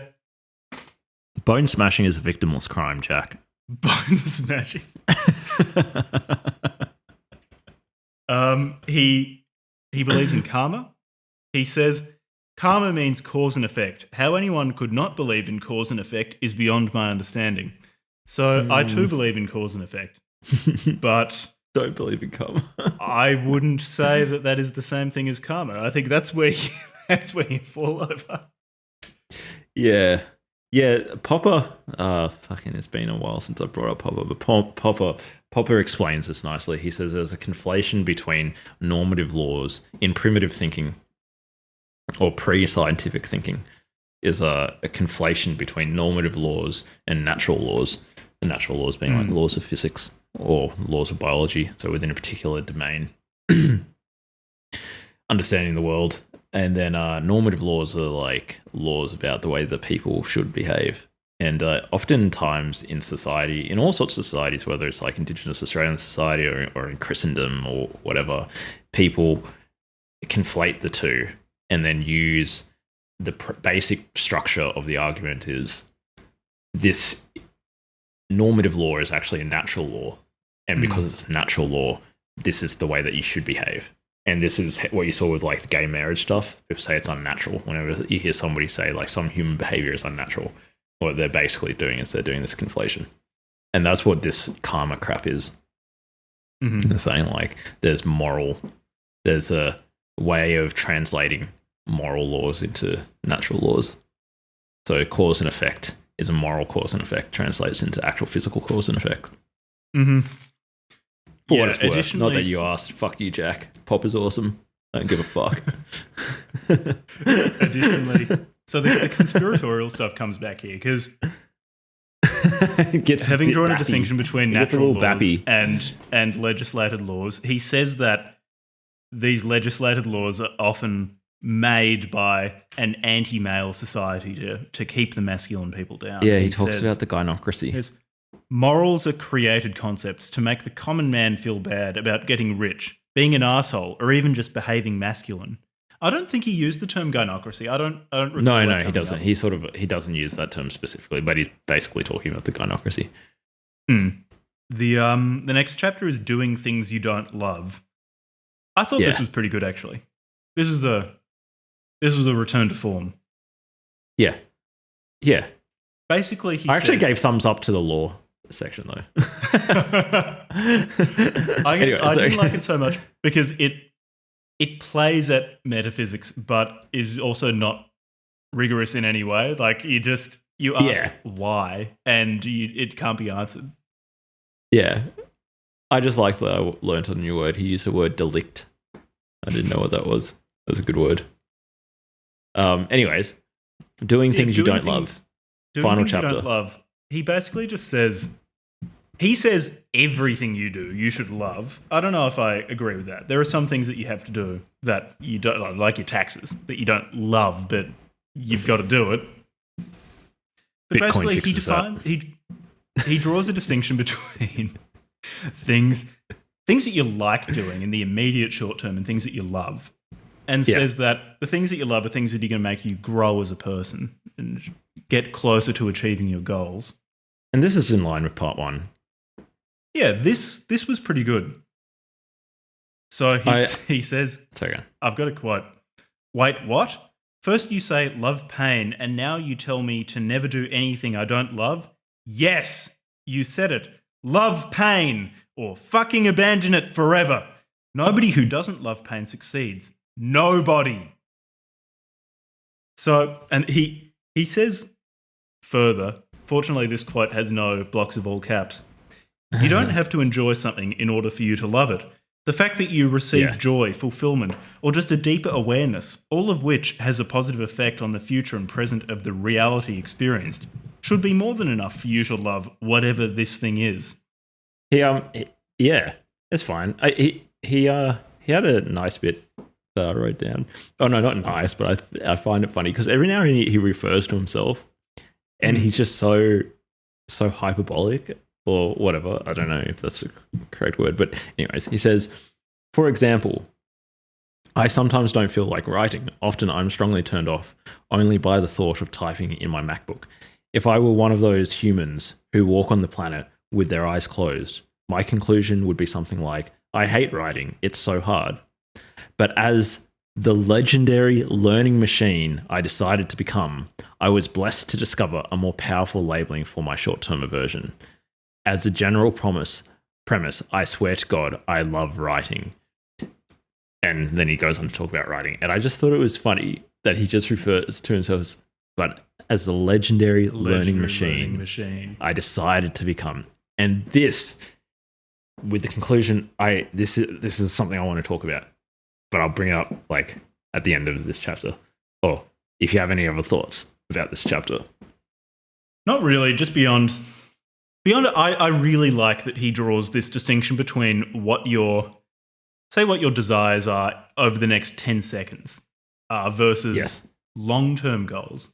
Because achieving something long-term really is about managing this tension between what will make me feel good in the next minute, which is often so much more animal things. Say, find someplace warm, find something sweet to eat, lie down, don't exert yourself, versus something that'll make you happier and is in your interests over a much longer period, which is exert yourself or something like that.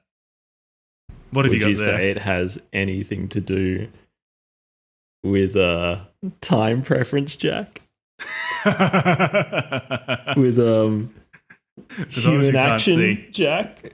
Levi is a big fan of the Austrian economists.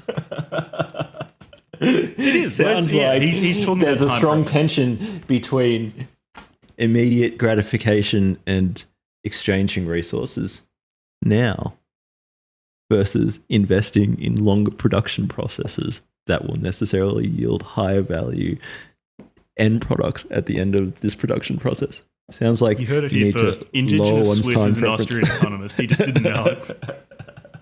He derived from first principles what von Mises had to struggle with for 4 decades in order to figure out. He does. He is the person who wrote Warrior Skull Classic. So fun. Yeah. No, I think it's fine. Okay, so there are some things I want to talk about at the end of the book, but yeah, go for it. Final thoughts on like the book itself. My final thoughts. There's a jumping off point that I want to pick up before we end the convo. My final thoughts are that this book was so much better than I thought it would be. I picked it because first I wanted to just talk about bone smashing, but then thought that might not be enough for an episode. Because bone smashing is basically like, you just say to someone, okay, well, there are these people who punch themselves in the face or hit themselves in the face with hammers to make their bones grow and get a face that they want. Okay, that's done. It's fucking weird and it's funny to talk about, but there's not much there. This book gives us more to talk about and provides a framework within which we can discuss bone smashing. That's why I picked this book. Also because it's free and it doesn't cost 99 euros or 49 Swiss francs or whatever it is. And it's extremely short. Look, in the time it's taken you to listen to this podcast, you could have read the book twice. So read the book. Or don't. You're not going to get any more information. Let's include a link to his Gumtree in the show notes. I think. Yeah, shout out to Indigenous Swiss. Hey, if you get some bone smashing coaching off this guy, tell him Jack and Levi sent you. Indigenous Swiss, if you want to come on the show and tell us more about bone smashing, I'll talk to you. Yeah. Don't be scared. Don't be anxious about it. We don't bite. Anyway, no. So my thoughts on the book. I went into it with very low expectations and was surprised, very pleasantly surprised, because most of it is pretty reasonable stuff about it's fine. How to live your life.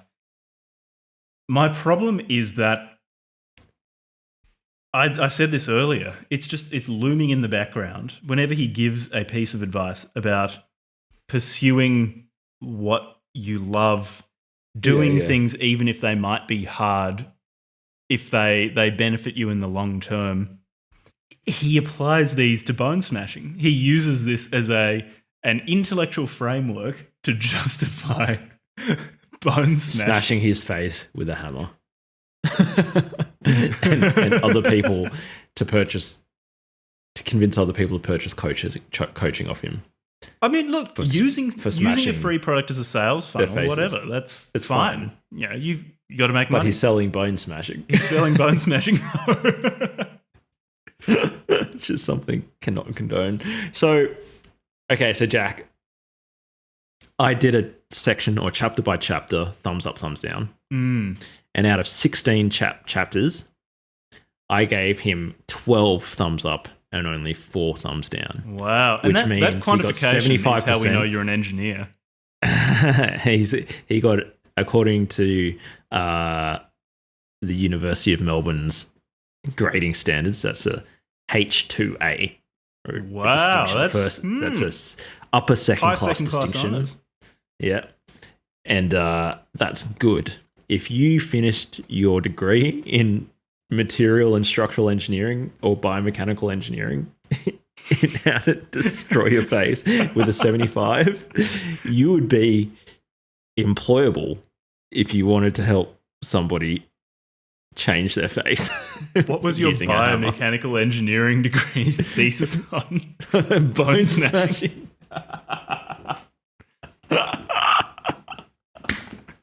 A novel application of Wolff's law to facial aesthetics.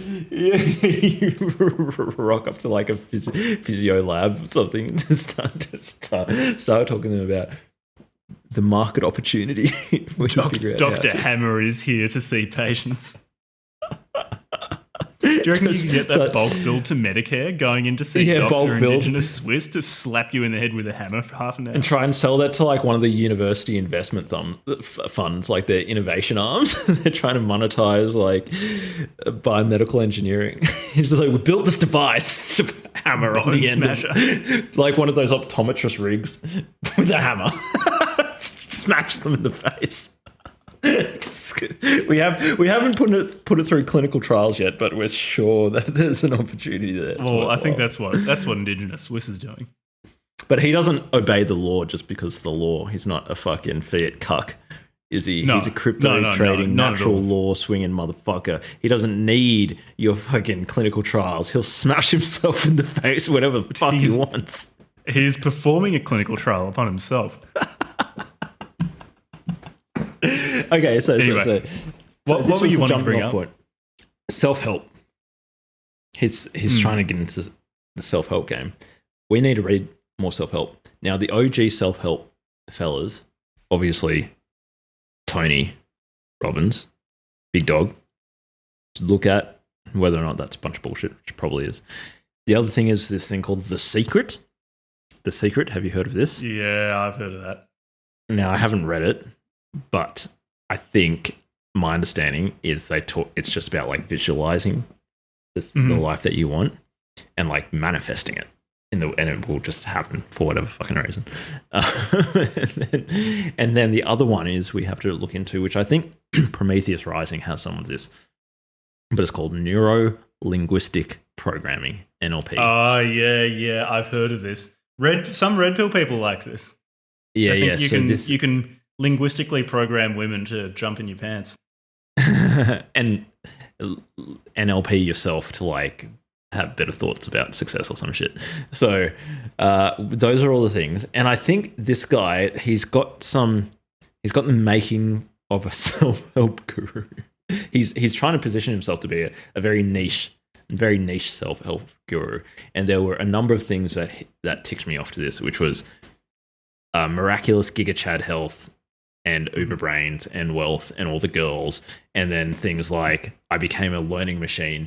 There's this thing, and I need to find the source of this book. The book that is the source of this meme.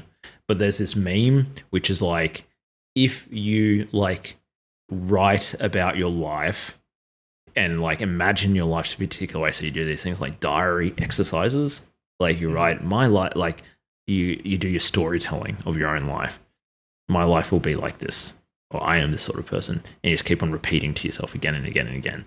And I think that's what this guy is doing. He's like trying to like manufacture this identity for himself. And we need to find the root of this meme and read this for the show. I would not be averse to that. Now, my other question for you, I've got a few questions here in my notes. The other one is, how much is Juri, that's his name, right? Juri. I think so. How much is Juri overcompensating? Yeah, I would say he seems to be overcompensating for perceived problems because, as we said at the start of the episode, he's not a bad-looking guy. And I don't think his facial aesthetics will be improved by repeated blunt force trauma to his face. I think that'll make everything worse. In terms of other stuff, I don't know how old he is, but he seems like a younger guy and probably younger than us, hey? Yeah. Probably in his mid-20s. Yeah, and at the most. You get weird and obsessive over women at that age, which seems to be driving a lot of this. When I was younger, man, I wouldn't have trusted me with a fucking book when I was 24. so I basically like see like a guy under the age of about 25 and I just think, no, mate, give it a few more years, man. You haven't figured it out yet. Yeah. Don't record yourself when you're 24 and you're smashing yourself in the face with a hammer. You will regret this. Juri, if you're listening to me now, Juri, my friend, I care about you. Stop it. Stop hitting yourself in the face with a hammer and stop putting it on YouTube. You will regret this. I feel like he can do the other looksmaxing stuff he's doing. Fine, okay. Go to the gym. Just do your fasting. Do your fasting. Yeah, he talks about fasting. Have a shower, like clean yourself. Get some nice cologne. Take care of your facial hair and get a nice haircut. All that sort of shit. Fantastic. Put the hammer down, Juri. Put the hammer down. He just with the other stuff he's doing. At worst, it's not gonna leave leave a permanent problem behind, whereas the bone smashing stuff will. Like, that's just... Do you reckon he does that? It's jelking. Jelking. Just the other jelking. It's like mewing, but for your dick. And just like... It's the people hang... He's going to ruin his face and he's going to ruin his dick. They hang weights off their dicks. To try and elongate it. I was reading these forums, man. These people in these forums. It's like lookmaxing, but make your dick bigger forums. And, yeah. And there was this. Oh god, it almost made me like cry. This one guy was saying, "No, I tried this." He tried the dick hanging thing. He's like, "I tried it, and I tore like you have this ligament that goes down the top of your dick, and he tore it. He tore his dick. He tore his dick." I was like, "Oh my god." Don't. And at some point, Juri or one of his followers is going to be on Swiss news for having like caved in like their fucking forehead, you know? Just go straight through one of the frontal sinuses, yeah. Oh, fucking hell, man. Okay, last question for the show. At least my last question. Because I obviously, if it hasn't become clear already, I obviously have an issue of life coaches. I think it's a bullshit profession. I think I haven't interacted with this world nearly enough, so I don't have a strong opinion either way. Yeah, I follow too much CoffeeZilla. I've like watched almost every CoffeeZilla video, and there was a period where he was just ripping on like life coach, the online internet coaching guru. Mm-hmm. It's so good. Such fucking love CoffeeZilla. Anyways, where, in your opinion, Jack, where the hell, this is such a loaded question, where the fuck do people get off becoming quote-unquote life coaches? What could possibly qualify somebody to be a life coach? And what is a life coach? And under what circumstances would you hire a life coach?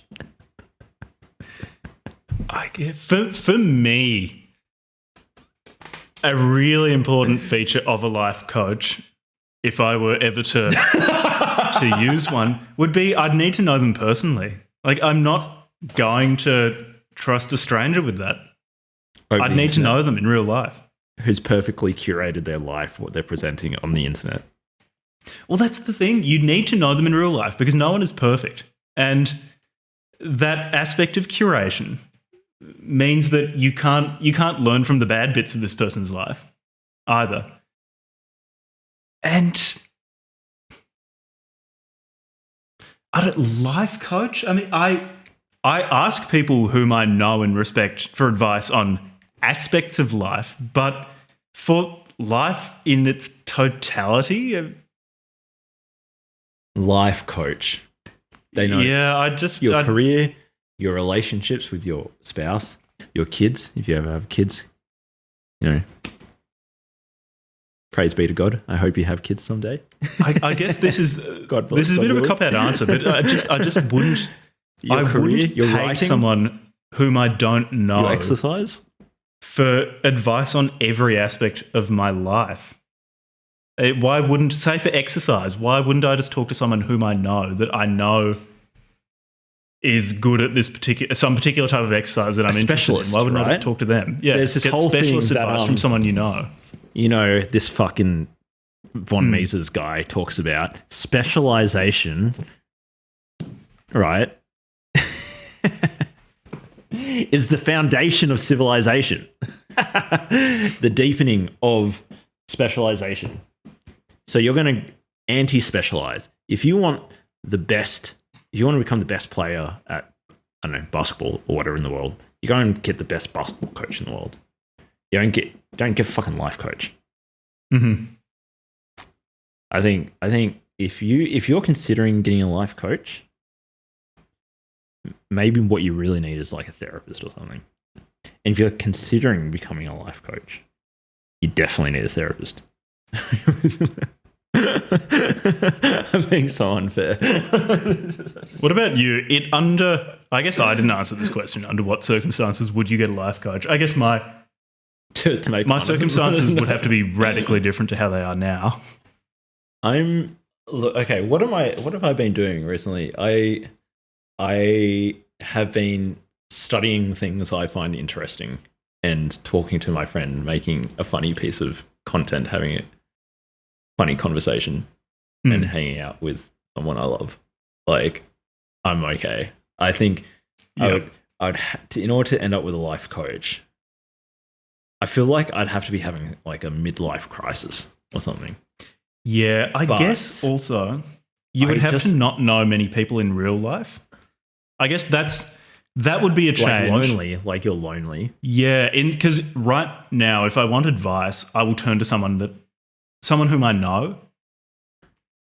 So I guess a circumstance that would need to change for me to consider it, say, paying an internet coach would be that I wouldn't know as many people. Or you can't think of anybody in your life who you trust their advice or something like that. You're not lucky, like obviously, like you're a great person, so you've got great people in your life. So, but you have people in your life that, and I know some of them that are fucking great people. So like but for people who don't maybe have people that they trust in their life, maybe that's the circumstances under which you would ask for a life coach. I made the mistake. You got to be real careful with this one, Jack, about who you go to for advice, because I've got a good therapist now. She's awesome, and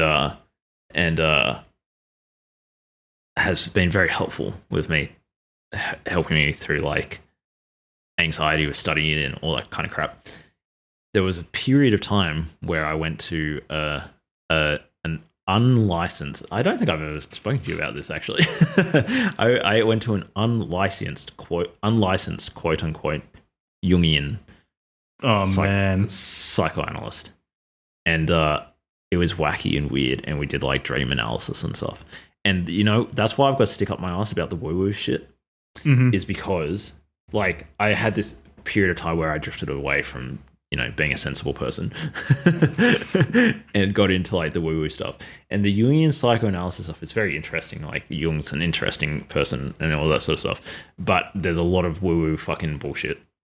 Yeah. And you go to somebody who's got a fucking nut loose in their head, and they can give you really fucking damaging advice. And it's at the end of the day, like, you have to take responsibility for the consequences of your actions. And if somebody else given you advice and you follow that advice and it's shit life, it's on you for fucking asking them for advice and then taking it, because they didn't have to deal with it. And that was some of the worst, most stupid shit I've ever done, was partially informed by the advice I was getting off this Jungian person. And very bad decision. Yeah. And now I have a very sensible family therapist who gives me very sensible advice and doesn't. Yes. So I think life coaching is dangerous. Not dangerous. I'm not going to say dangerous. It's you're treading into some dodgy territory, because you don't have to have any sort of qualification. There's no standard board. There's like none of that in order to be a life coach. You can just say you're a fucking life coach. There's no nothing. This is like Milton Friedman's ideal free market. You can just be, I'm a life coach. I'm a life coach right now. What have I been doing in the last 5 minutes? I've been giving random people out there on the internet about advice about not going and seeing a Jungian. We should charge for this. I should be charging, right? So anybody can be a life coach. That means any fucking doorknob can tell you to hit yourself in the face with a hammer.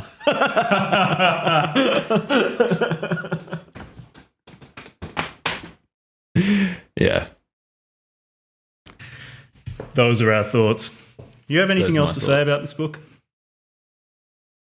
I want to read his other books. I want to see him jump the shark. I'm very interested in his other books. The problem is the price. They're really, really expensive. Do you reckon if we get him at least one client, he'll like chuck us a free coffee? Hey, seriously, people out there, if anybody gets coaching off this guy because you're insecure about your mandibles and you want to learn how to smack it with a hammer, tell him Jack and Levi sent you, and tell him to get in contact with us. I would say so that we can get a free book. I would like to do more.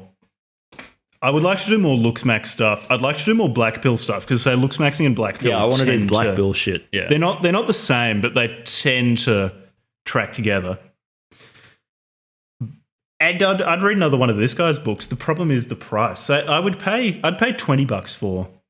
I think Warrior Skull Classic, it was 200 pages or something. So I'd pay $20, $30 for 200 pages because that's what you pay for a normal book. Yeah. So my copy of Evola was $25 or something like that. So I'm fine paying that. It's just when it costs so much more than other books, I'm not willing to pay it. Yeah, and also when like I'm not paying 4 or 5 times as much for a PDF as I could for a nice hardback edition. Like I wouldn't even pay $20 for a fucking book by Floyd Mayweather, and all that guy does is get hit in the head for his life. Like any book by a boxer, any book by any profession that involves being repeatedly hit in the head, I'm not going to pay that much for a book. I think this guy's an amateur bone smasher. Not even a professional. But fun thoughts. Like boxers and kickboxers and shit, they get hit in the head all the time. It's not like they have like sick, like beautiful faces. No, and so they just have early onset Parkinsonism, which this guy, if he keeps this shit up, will have too. He'll definitely be. Yeah, he's definitely going to have that. Krakow, what's his name? The Croc. Krakow? Croc. Like there's this kickboxer, this Russian kickboxer, sniper legs, just knock people out in a single kick. Croc or something. Anyways, I digress. We'll wrap up the episode. Hey? Wrap it up. Next time, we're going to be talking about Prometheus Rising. Oh, beautiful. Is it Robert Anton Wilson? I keep forgetting his name. Yeah. Is it awesome? Can we give him a preview? What is it? What's it about? High level. It's woo-woo shit. We're going to go from looksmaxing to woo-woo.